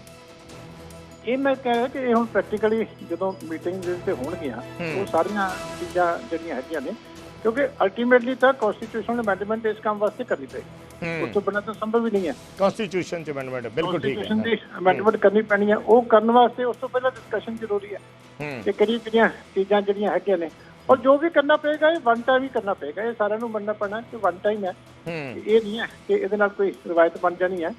ਵਨ ਟਾਈਮ ਹੈ, ਇਸ ਕਰਕੇ ਜੇ ਕਿਤੇ ਥੋੜੀ ਬਹੁਤੀ ਕਿਸੇ ਨੂੰ ਕਸਰ ਵੀ ਲੱਗੇ ਤਾਂ ਉਹਨੂੰ ਮੇਰੇ ਖਿਆਲ ਸਪੋਰਟ ਕਰਨਾ ਚਾਹੀਦਾ ਕਿ ਇਹਦੇ ਲੌਂਗ ਰਨ ਸਾਡਾ ਜਿਹੜਾ ਦੇਸ਼ ਹੈ, ਹੁਣ ਪ੍ਰਾਈਮ ਮਿਨਿਸਟਰ ਵੀ ਸਾਰਾ ਸਾਲ ਇਲੈਕਸ਼ਨਾਂ ਤੇ ਤੁਰੇ ਰਹਿੰਦੇ ਆ, ਕਿਉਂਕਿ ਕਿਸੇ ਨਾ ਕਿਸੇ ਸਟੇਟ ਦੀ ਆ ਜਾਂਦੀ ਹੈ, ਤੇ ਪ੍ਰਾਈਮ ਮਿਨਿਸਟਰ ਵੀ 12 ਮਹੀਨੇ ਕੰਪੇਨ ਤੇ ਹੀ ਹੈ। ਜੇ ਇੱਕ ਸਟੇਟ 'ਚ ਮੁੱਖ ਮੰਤਰੀ ਹੈ, ਜਿਵੇਂ ਸਾਡੇ ਮੁੱਖ ਮੰਤਰੀ ਸਾਹਿਬ ਨੇ, ਤਾਂ ਹੁਣ ਦੂਜੇ ਸਟੇਟਾਂ ਤੁਰੇ ਰਹਿੰਦੇ ਆ, ਕਿਉਂਕਿ ਇਲੈਕਸ਼ਨਾਂ ਜਿੱਥੇ ਆਉਂਦੀਆਂ ਉੱਥੇ ਜਾਣਾ, ਰਿਸੋਰਸ ਵੀ ਵਰਤਣੇ। ਇਸ ਕਰਕੇ ਸਾਰੀਆਂ ਚੀਜ਼ਾਂ ਬਹੁਤ ਵੱਡੇ ਫਾਇਦੇ ਹੋ ਜਾਣਗੇ ਕਿ ਇਹ ਚੀਜ਼ਾਂ ਸਾਰੀਆਂ ਖਤਮ ਹੋ ਜਾਣਗੀਆਂ। ਠੀਕ ਹੈ, ਧੰਨਵਾਦ ਚੀਮਾ ਸਾਹਿਬ ਸਾਡੇ ਨਾਲ ਜੁੜਨ ਲਈ, ਗੱਲਬਾਤ ਕਰਨ ਲਈ। ਸਾਡੇ ਨਾਲ ਕਾਂਗਰਸ ਤੋਂ ਸੁਖਵਿੰਦਰ ਕੋਟਲੀ ਜੀ ਜੁੜੇ ਨੇ। ਕੋਟਲੀ ਸਾਹਿਬ, ਤੁਸੀਂ ਕਿਵੇਂ ਦੇਖਦੇ ਹੋ ਇਸ ਫੈਸਲੇ ਨੂੰ? ਕੀ ਸਮਝਦੀ ਹੈ ਕਾਂਗਰਸ ਪਾਰਟੀ ਕਿ ਹੋਣਾ ਚਾਹੀਦਾ ਜਾਂ ਨਹੀਂ? ਦੇਖੋ ਬਰਾੜ ਸਾਹਿਬ, ਇਹ ਇੱਕ ਬੜਾ ਗੰਭੀਰ ਮੁੱਦਾ ਆ। ਮੈਂ ਇਹ ਸਮਝਦਾ ਕਿ ਇਸ ਮੌਕੇ ਦੇ ਉੱਤੇ ਜਦੋਂ ਦੇਸ਼ ਦੇ ਅੰਦਰ ਨਵੇਂ ਸਿਰੇ ਤੋਂ ਚੋਣਾਂ ਹੋਣ ਜਾ ਰਹੀਆਂ ਜੀ, ਔਰ ਲਗਭਗ 11 ਸਟੇਟਾਂ ਦੇ ਅੰਦਰ ਆਪੋਜੀਸ਼ਨ ਦੀ ਸਰਕਾਰ ਹੈ ਜਿਹੜੀ ਹੈ, ਔਰ ਇਸ ਵੇਲੇ ਤੁਸੀਂ ਵਨ ਨੇਸ਼ਨ ਵਨ ਜਿਹੜਾ ਵੋਟ ਦੀ ਗੱਲ ਲੈ ਕੇ ਆ ਕੇ ਵਨ ਇਲੈਕਸ਼ਨ ਲੈ ਕੇ ਆ ਕੇ ਤੁਸੀਂ ਜਿਹੜੀ ਹੈ ਇਹ ਕੀ ਦੇਸ਼ ਦੇ ਅੰਦਰ ਕੀ ਸਾਬਤ ਕਰਨਾ ਚਾਹੁੰਦੇ ਹੋ? ਮੈਂ ਹੁਣੇ ਸੁਣ ਰਿਹਾ ਸੀ ਅਕਾਲੀ ਦਲ ਦੇ ਬੁਲਾਰੇ ਸਾਹਿਬਾਨ ਬੜੇ ਸੂਝਵਾਨ ਨੇ। ਅੱਜ ਕਿਉਂਕਿ ਸਟੇਟ ਦੇ ਅੰਦਰ ਇਹਨਾਂ ਦੀ ਸਰਕਾਰ ਨਹੀਂ, ਤੇ ਇਹ ਕਿਉਂ ਜਿਹੜੀਆਂ ਅੱਜ ਫਿਰ ਸਰਕਾਰਾਂ ਤੋੜੀਆਂ ਜਾਣਗੀਆਂ, ਕਿ ਉਹ ਫਿਰ ਫੈਡਰਲ ਸਿਸਟਮ ਜਾਂ ਸਟੇਟਾਂ ਦੇ ਵੱਧ ਅਧਿਕਾਰਾਂ ਦੇ ਉੱਤੇ ਕੀ ਉਹ ਛਾਪਾ ਨਹੀਂ ਹੋਏਗਾ? ਜੇ ਦੇਸ਼ ਦੇ ਅੰਦਰ ਕਾਨੂੰਨ ਲੈ ਕੇ ਆਉਣ ਦੇ ਲਈ ਵਿਸ਼ੇਸ਼ ਸੈਸ਼ਨ ਬੁਲਾਇਆ ਜਾ ਰਿਹਾ, ਉਹਦੀਆਂ ਤਿਆਰੀਆਂ ਸਭ ਕੁਝ ਹੋ ਰਹੀਆਂ ਨੇ, ਤਾਂ ਇਹਦਾ ਮਤਲਬ ਇਹ ਹੈ ਕਿ ਪ੍ਰਧਾਨ ਮੰਤਰੀ ਨਰਿੰਦਰ ਮੋਦੀ ਜੀ ਕਿਸੇ ਨਾ ਕਿਸੇ ਤਰੀਕੇ ਦੇ ਨਾਲ ਮੁੜ ਦੇਸ਼ ਦੇ ਉੱਤੇ ਸੱਤਾ ਦੇ ਉੱਤੇ ਕਾਬਜ਼ ਹੋਣਾ ਚਾਹੁੰਦੇ ਨੇ। ਮੈਂ ਬਰਾੜ ਸਾਹਿਬ ਬੜੀ ਜ਼ਿੰਮੇਵਾਰੀ ਦੇ ਨਾਲ ਇਹ ਗੱਲ ਕਹਿ ਰਿਹਾ, ਜਿਸ ਤਰੀਕੇ ਦੇ ਨਾਲ ਪਿਛਲੇ ਲੰਬੇ ਸਮੇਂ ਤੋਂ ਦੇਸ਼ ਦੇ ਅੰਦਰ ਆਵਾਜ਼ਾਂ ਉੱਠ ਰਹੀਆਂ ਨੇ ਕਿ ਭਾਰਤੀ ਜਨਤਾ ਪਾਰਟੀ ਇਸ ਦੇਸ਼ ਨੂੰ ਜਿਹੜਾ ਆ ਉਹ ਹਿੰਦੂ ਰਾਸ਼ਟਰ ਬਣਾਉਣਾ ਚਾਹੁੰਦੀ ਹੈ, ਤਾਂ ਇਹ ਵੀ ਕੰਚੋਆਂ ਨੇ। ਮੈਂ ਕਿਉਂਕਿ ਹਾਲੇ ਬਿੱਲ ਆਇਆ ਨਹੀਂ, ਉਸ ਸਮੇਂ ਤੋਂ ਪਹਿਲਾਂ ਕਹਿਣਾ ਜਿਹੜਾ ਉਹ ਠੀਕ ਨਹੀਂ ਹੋਏਗਾ। ਇਹ ਵੀ ਕਿਤੇ ਨਾ ਕਿਤੇ ਚਰਚਾਵਾਂ ਨੇ ਕਿ ਜਿਹੜੀ ਸਰਕਾਰ ਹੈ ਉਹ ਕਿਤੇ ਨਾ ਕਿਤੇ ਪ੍ਰਧਾਨ ਮੰਤਰੀ ਦੀ ਚੋਣ ਜਿਹੜੀ ਹੈ ਉਹ ਡਾਇਰੈਕਟ ਤਰੀਕੇ ਦੇ ਨਾਲ ਕਰਾਉਣ ਦੇ ਲਈ ਵੀ ਜਿਹੜੀ ਹੈ ਇਹ ਸੰਭਾਵਨਾ ਹੈ। ਇਹਦੀਆਂ ਕਿਆ ਸਰਾਈਆਂ ਨੇ, ਇਹ ਕੀਤੀਆਂ ਜਾ ਸਕਦੀਆਂ ਨੇ। ਤਾਂ ਮੇਰੇ ਖਿਆਲ ਦੇ ਅੰਦਰ ਡਾਕਟਰ ਅੰਬੇਡਕਰ ਸਾਹਿਬ ਨੇ ਦੇਸ਼ ਦਾ ਸੰਵਿਧਾਨ ਬਣਾਇਆ ਹੈ, ਉਹਨਾਂ ਨੇ ਸਮਝ ਸੋਚ ਕੇ ਸੂਝ-ਬੂਝ ਦੇ ਨਾਲ 70-75 ਸਾਲ ਤੋਂ ਦੇਸ਼ ਦੇ ਅੰਦਰ ਉਹ ਇੱਕ ਸੰਵਿਧਾਨ ਸਾਡਾ ਲਾਗੂ ਹੈ। ਇਹ ਠੀਕ ਹੈ ਕਿ ਪਹਿਲਾਂ ਜਦੋਂ ਦੇਸ਼ ਆਜ਼ਾਦ ਆ ਉਸ ਤੋਂ ਬਾਅਦ ਜਿਹੜੇ ਸਟੇਟ ਜਿਹੜੇ ਸੀ ਉਹ ਨਵੇਂ ਬਣੇ ਹੋਰ ਹੋਏ, ਉਹਨਾਂ ਦੇ ਅੰਦਰ ਇਲੈਕਸ਼ਨ ਹੋਇਆ, ਔਰ ਕਾਫੀ ਸਮਾਂ ਜਿਹੜਾ ਸੀ ਉਹ ਇਲੈਕਸ਼ਨ ਚਰਚਾਵਾਂ ਉਹ ਜਿਹੜੇ ਇਲੈਕਸ਼ਨ ਸੀ ਬਰਾੜ ਸਾਹਿਬ ਉਹ ਹੁੰਦੇ ਰਹੇ ਨੇ। ਪਰ ਅੱਜ ਦੇਸ਼ ਨੂੰ ਕੀ ਲੋੜ ਹੈ? ਅੱਜ ਦੇਸ਼ ਦੇ ਅੰਦਰ ਸਿਰਫ ਇਹੀ ਗੱਲ ਕਹੀ ਜਾ ਰਹੀ ਹੈ ਜੀ ਪੈਸਾ ਘਟਾਇਆ ਜਾ ਰਿਹਾ, ਖਰਚੇ ਘਟ ਜਾਣਗੇ। ਕੀ ਦੇਸ਼ ਦੇ ਅੰਦਰ ਕੇਂਦਰ ਦੀ ਸਰਕਾਰ ਕਿੰਨਾ ਪੈਸਾ ਜਿਹੜਾ ਆ ਉਹ ਮਿਸਯੂਜ਼ ਹੋ ਰਿਹਾ, ਕਿੰਨੇ ਕੱਪੜੇ ਹੋ ਰਹੇ ਨੇ, ਕਿੰਨੀਆਂ ਪ੍ਰਾਈਵੇਟ ਕੰਪਨੀਆਂ ਨੂੰ ਕਾਮਯਾਬ ਕਰਨ ਦੇ ਲਈ ਪ੍ਰਧਾਨ ਮੰਤਰੀ ਜੀ ਸਿੱਧੇ ਤੌਰ ਦੇ ਉੱਤੇ ਜ਼ਿੰਮੇਵਾਰ ਨੇ। ਤੇ ਬਰਾੜ ਸਾਹਿਬ ਕੀ ਉਦੋਂ ਦੇਸ਼ ਦਾ ਨੁਕਸਾਨ ਨਹੀਂ ਹੁੰਦਾ? ਕਾਂਗਰਸ ਪਾਰਟੀ ਬਿਲਕੁਲ ਇਹ ਸਪਸ਼ਟ ਕਹਿੰਦੀ ਹੈ ਕਿ ਇਹ ਅੱਜ ਬਿਲਕੁਲ ਉਹਨਾਂ ਚੁਣੀਆਂ ਹੋਈਆਂ ਸਰਕਾਰਾਂ ਦੇ ਨਾਲ ਬਿਲਕੁਲ ਇਹ ਉਹਨਾਂ ਦੇ ਸਿਸਟਮ ਫੈਡਰਲ ਸਿਸਟਮ ਦੇ ਉੱਤੇ ਸਰਕਾਰਾਂ ਸਟੇਟ ਦੀਆਂ ਸਰਕਾਰਾਂ ਦੇ ਅਧਿਕਾਰਾਂ ਦੇ ਉੱਤੇ ਬਿਲਕੁਲ ਇਹ ਇੱਕ ਡਾਕਾ ਹੋਏਗਾ। ਅਜਿਹੀ ਗੱਲ ਬਿਲਕੁਲ ਵੀ ਅੱਜ ਦੇ ਮੌਕੇ ਦੇ ਉੱਤੇ ਦੱਸੋ ਦੇਸ਼ ਨੂੰ ਕੀ ਲੋੜ ਹੈ ਜੀ? ਅੱਜ ਤੁਸੀਂ ਇਹ ਕੀ ਸਾਬਤ ਕਰਨਾ ਚਾਹੁੰਦੇ ਹੋ? ਇਹ ਮੈਂ ਖੁੱਲੇ ਆਮ ਬੜੀ ਜ਼ਿੰਮੇਵਾਰੀ ਦੇ ਨਾਲ ਦੁਬਾਰਾ ਫਿਰ ਬਰਾੜ ਸਾਹਿਬ, ਇਹ ਦੇਸ਼ ਨੂੰ ਹਿੰਦੂ ਰਾਸ਼ਟਰ ਬਣਾਉਣ ਦੇ ਵੱਲ ਧਕੇਲਿਆ ਜਾ ਰਿਹਾ, ਔਰ ਜਾਣਬੁੱਝ ਕੇ ਅਜਿਹੇ ਪ੍ਰਕਿਰਿਆਵਾਂ ਜਿਹੜੀਆਂ ਦੇਸ਼ ਦੇ ਅੰਦਰ ਸ਼ੁਰੂ ਹੋ ਰਹੀਆਂ ਨੇ, ਇਹ ਦੁਬਾਰਾ ਫਿਰ ਪ੍ਰਧਾਨ ਮੰਤਰੀ ਮੋਦੀ ਜੀ ਕਿਸ ਤਰੀਕੇ ਦੇ ਨਾਲ ਦੇਸ਼ ਦੀ ਸੱਤਾ ਤੇ ਆਉਣਾ ਚਾਹੁੰਦੇ ਨੇ। ਇਸ ਤੋਂ ਬਿਨਾਂ ਹੋਰ ਕੋਈ ਵੀ ਇਹਨਾਂ ਦੀ ਕੋਈ ਗੱਲ ਨਹੀਂ ਹੈ ਕਿ ਦੇਖੋ ਜੀ, ਜੇ ਕਿਤੇ ਸਟੇਟ ਦੇ ਅੰਦਰ ਅਸੀਂ ਨਾ ਵੀ ਆਏ ਤਾਂ ਅਸੀਂ ਕੇਂਦਰ ਦੇ ਅੰਦਰ ਵਨ ਨੇਸ਼ਨ ਵਨ ਸਿਸਟਮ ਦੇ ਉੱਤੇ ਲਿਆ ਕੇ ਜਿਹੜਾ ਪ੍ਰਧਾਨ ਮੰਤਰੀ ਫਿਰ ਬਣ ਜਾਣਗੇ। ਸੋ ਮੈਂ ਇਹ ਕਹਿਣਾ ਚਾਹਨਾ ਕਿ ਇਹਦੀ ਕੋਈ ਲੋੜ ਨਹੀਂ ਹੈ। ਮੈਂ ਤਾਂ ਬੜਾ ਹੈਰਾਨ ਆ ਅਕਾਲੀ ਦਲ ਵਾਲਿਆਂ ਤੋਂ, ਅੱਜ ਉਹ ਕਹਿ ਰਹੇ ਕਿ ਅਸੀਂ ਇਸ ਚੀਜ਼ ਦੀ ਹਮਾਇਤ ਕਰਦੇ ਹਾਂ ਕਿਉਂਕਿ ਉਹਨਾਂ ਨੇ ਇਹ ਵੀ ਕਿਹਾ, ਉਹਨਾਂ ਨੇ ਇਹ ਵੀ ਕਿਹਾ ਕੋਟਲੀ ਜੀ ਕਿ ਅਸੀਂ 2018 ਦੇ ਵਿੱਚ ਜਦੋਂ ਲਾਅ ਕਮਿਸ਼ਨ ਨੇ ਸੁਜੈਸ਼ਨਸ ਮੰਗੀਆਂ ਸੀ ਸਾਰੀਆਂ ਪਾਰਟੀਆਂ ਦੀਆਂ, ਅਸੀਂ ਉਦੋਂ ਲਿਖਤੀ ਰੂਪ 'ਚ ਦਿੱਤਾ ਸੀ। ਦੇਖੋ ਮੈਂ ਹਾਂ ਠੀਕ ਆ, ਜੇ ਉਸ ਵੇਲੇ ਵੀ ਇਹਨਾਂ ਦੀ ਸਰਕਾਰ ਨਹੀਂ ਸੀ ਫਿਰ ਤਾਂ ਇੱਥੇ ਤੇ ਉਦੋਂ ਵੀ ਸਰਕਾਰ ਨਹੀਂ ਸੀ ਫਿਰ ਤਾਂ। ਚਲੋ ਸਾਡੇ ਨਾਲ ਗਰੇਵਾਲ ਸਾਹਿਬ ਜੁੜ ਗਏ ਨੇ, ਹਰਜੀਤ ਗਰੇਵਾਲ ਸਾਹਿਬ, ਤੁਸੀਂ ਬਣੇ ਰਹਿਣਾ ਕੋਟਲੀ ਸਾਹਿਬ। ਗਰੇਵਾਲ ਸਾਹਿਬ, ਤੁਸੀਂ ਕਿਸ ਲਿਹਾਜ਼ ਨਾਲ ਦੇਖਦੇ ਹੋ? ਕੋਟਲੀ ਜੀ ਜੁੜੇ ਹੋਏ ਨੇ, ਸਿੱਧਾ ਕਹਿ ਰਹੇ ਨੇ ਵੀ ਇਹ 11 ਸੂਬਿਆਂ ਦੇ ਵਿੱਚ ਵਿਰੋਧੀਆਂ ਦੀਆਂ ਸਰਕਾਰਾਂ ਨੇ ਔਰ ਬੀਜੇਪੀ ਤਿਕੜਮਬਾਜ਼ੀਆਂ ਲੜਾ ਰਹੀ ਹੈ ਦੁਬਾਰਾ ਸੱਤਾ ਤੇ ਤੀਜੀ ਵਾਰ ਕਾਬਜ਼ ਹੋਣ ਦੇ ਲਈ, ਇਸ ਕਰਕੇ ਐਸੇ ਜਿਹੜੇ ਫੈਸਲੇ ਨੇ ਉਹ ਲੈਣ ਵੱਲ ਕਦਮ ਵਧਾਏ ਜਾ ਰਹੇ ਹੈ। ਦੇਖੋ, ਇਸ ਤਰ੍ਹਾਂ ਪਹਿਲੀ ਗੱਲ ਤਾਂ ਇਹ ਕੋਟਲੀ ਸਾਹਿਬ ਜਿਹੜਾ ਬਿਆਨ ਦੇ ਰਹੇ ਨੇ ਜੀ, ਇਹ ਥੋੜਾ ਜਲਦਬਾਜ਼ੀ ਚ ਆ। ਇਹ ਇੱਕ ਕਮੇਟੀ ਬਣੀ ਆ ਜਿਹਦੀ ਅਧਿਕਸ਼ਤਾ ਪੂਰਵ ਮਹਾਮਹਿਮ ਸਾਡੇ ਰਾਸ਼ਟਰਪਤੀ ਰਾਮਨਾਥ ਕੋਵਿੰਦ ਜੀ ਨੂੰ ਦਿੱਤੀ ਗਈ ਆ। ਉਹ ਰਾਸ਼ਟਰਪਤੀ ਜਿਹੜੇ ਹੁੰਦੇ ਆ ਉਹ ਕਿਸੇ ਵੀ ਪਾਰਟੀ ਦੇ ਮੈਂਬਰ ਨਹੀਂ ਹੁੰਦੇ। ਉਹਨਾਂ ਨੇ ਸੁਝਾਅ ਲੈਣੇ ਆ, ਸਾਰੇ ਪੋਲੀਟੀਕਲ ਲੀਡਰਾਂ ਨਾਲ ਵੀ ਗੱਲ ਕਰਨਗੇ, ਪੋਲੀਟੀਕਲ ਪਾਰਟੀਆਂ ਨਾਲ। ਅਜੇ ਕੋਈ ਇਹੋ ਜਿਹੀ ਗੱਲ ਨਹੀਂ ਹੈ। ਬਾਕੀ ਇਹ ਜਿਹੜਾ ਇੱਕੋ ਸਮੇਂ ਤੇ ਚੋਣਾਂ ਹੋਣ ਦੀ ਗੱਲ ਆ, ਔਰ ਉਹਦੇ ਨਾਲ ਕੀ ਹੋਏਗਾ ਕਿ ਟਾਈਮ ਵੀ ਬਚਦਾ ਔਰ ਐਨਰਜੀ ਵੀ ਬਚਦੀ ਹੈ ਔਰ ਪੈਸਾ ਵੀ ਬਚਦਾ ਕੰਟਰੀ ਦਾ। ਤੇ ਉਹਦੇ ਚ ਕੋਈ, ਔਰ ਸਾਡੇ ਵੋਟਰ ਜਿਹੜੇ ਆ ਉਹ ਬੜੇ ਪਰਿਪੱਕ ਨੇ, ਡੈਮੋਕ੍ਰੇਸੀ ਦੇ ਅੰਦਰ ਹੁਣ ਪਰਿਪੱਕਤਾ ਆ ਗਈ ਆ। ਬੜਾ ਲੰਬਾ ਸਮਾਂ 70-75 ਸਾਲ ਬਹੁਤ ਹੁੰਦੇ ਆ। ਤੇ ਮੈਂ ਇਹ ਸਮਝਦਾ ਕਿ ਇਹਦੇ ਚ ਕੋਈ ਕਨਫਿਊਜ਼ਨ ਨਹੀਂ ਹੈ, ਔਰ ਜੇ ਹੋਏਗਾ ਤਾਂ ਇਹ ਮੁਲਕ ਦੇ ਇੰਟਰਸਟ 'ਚ।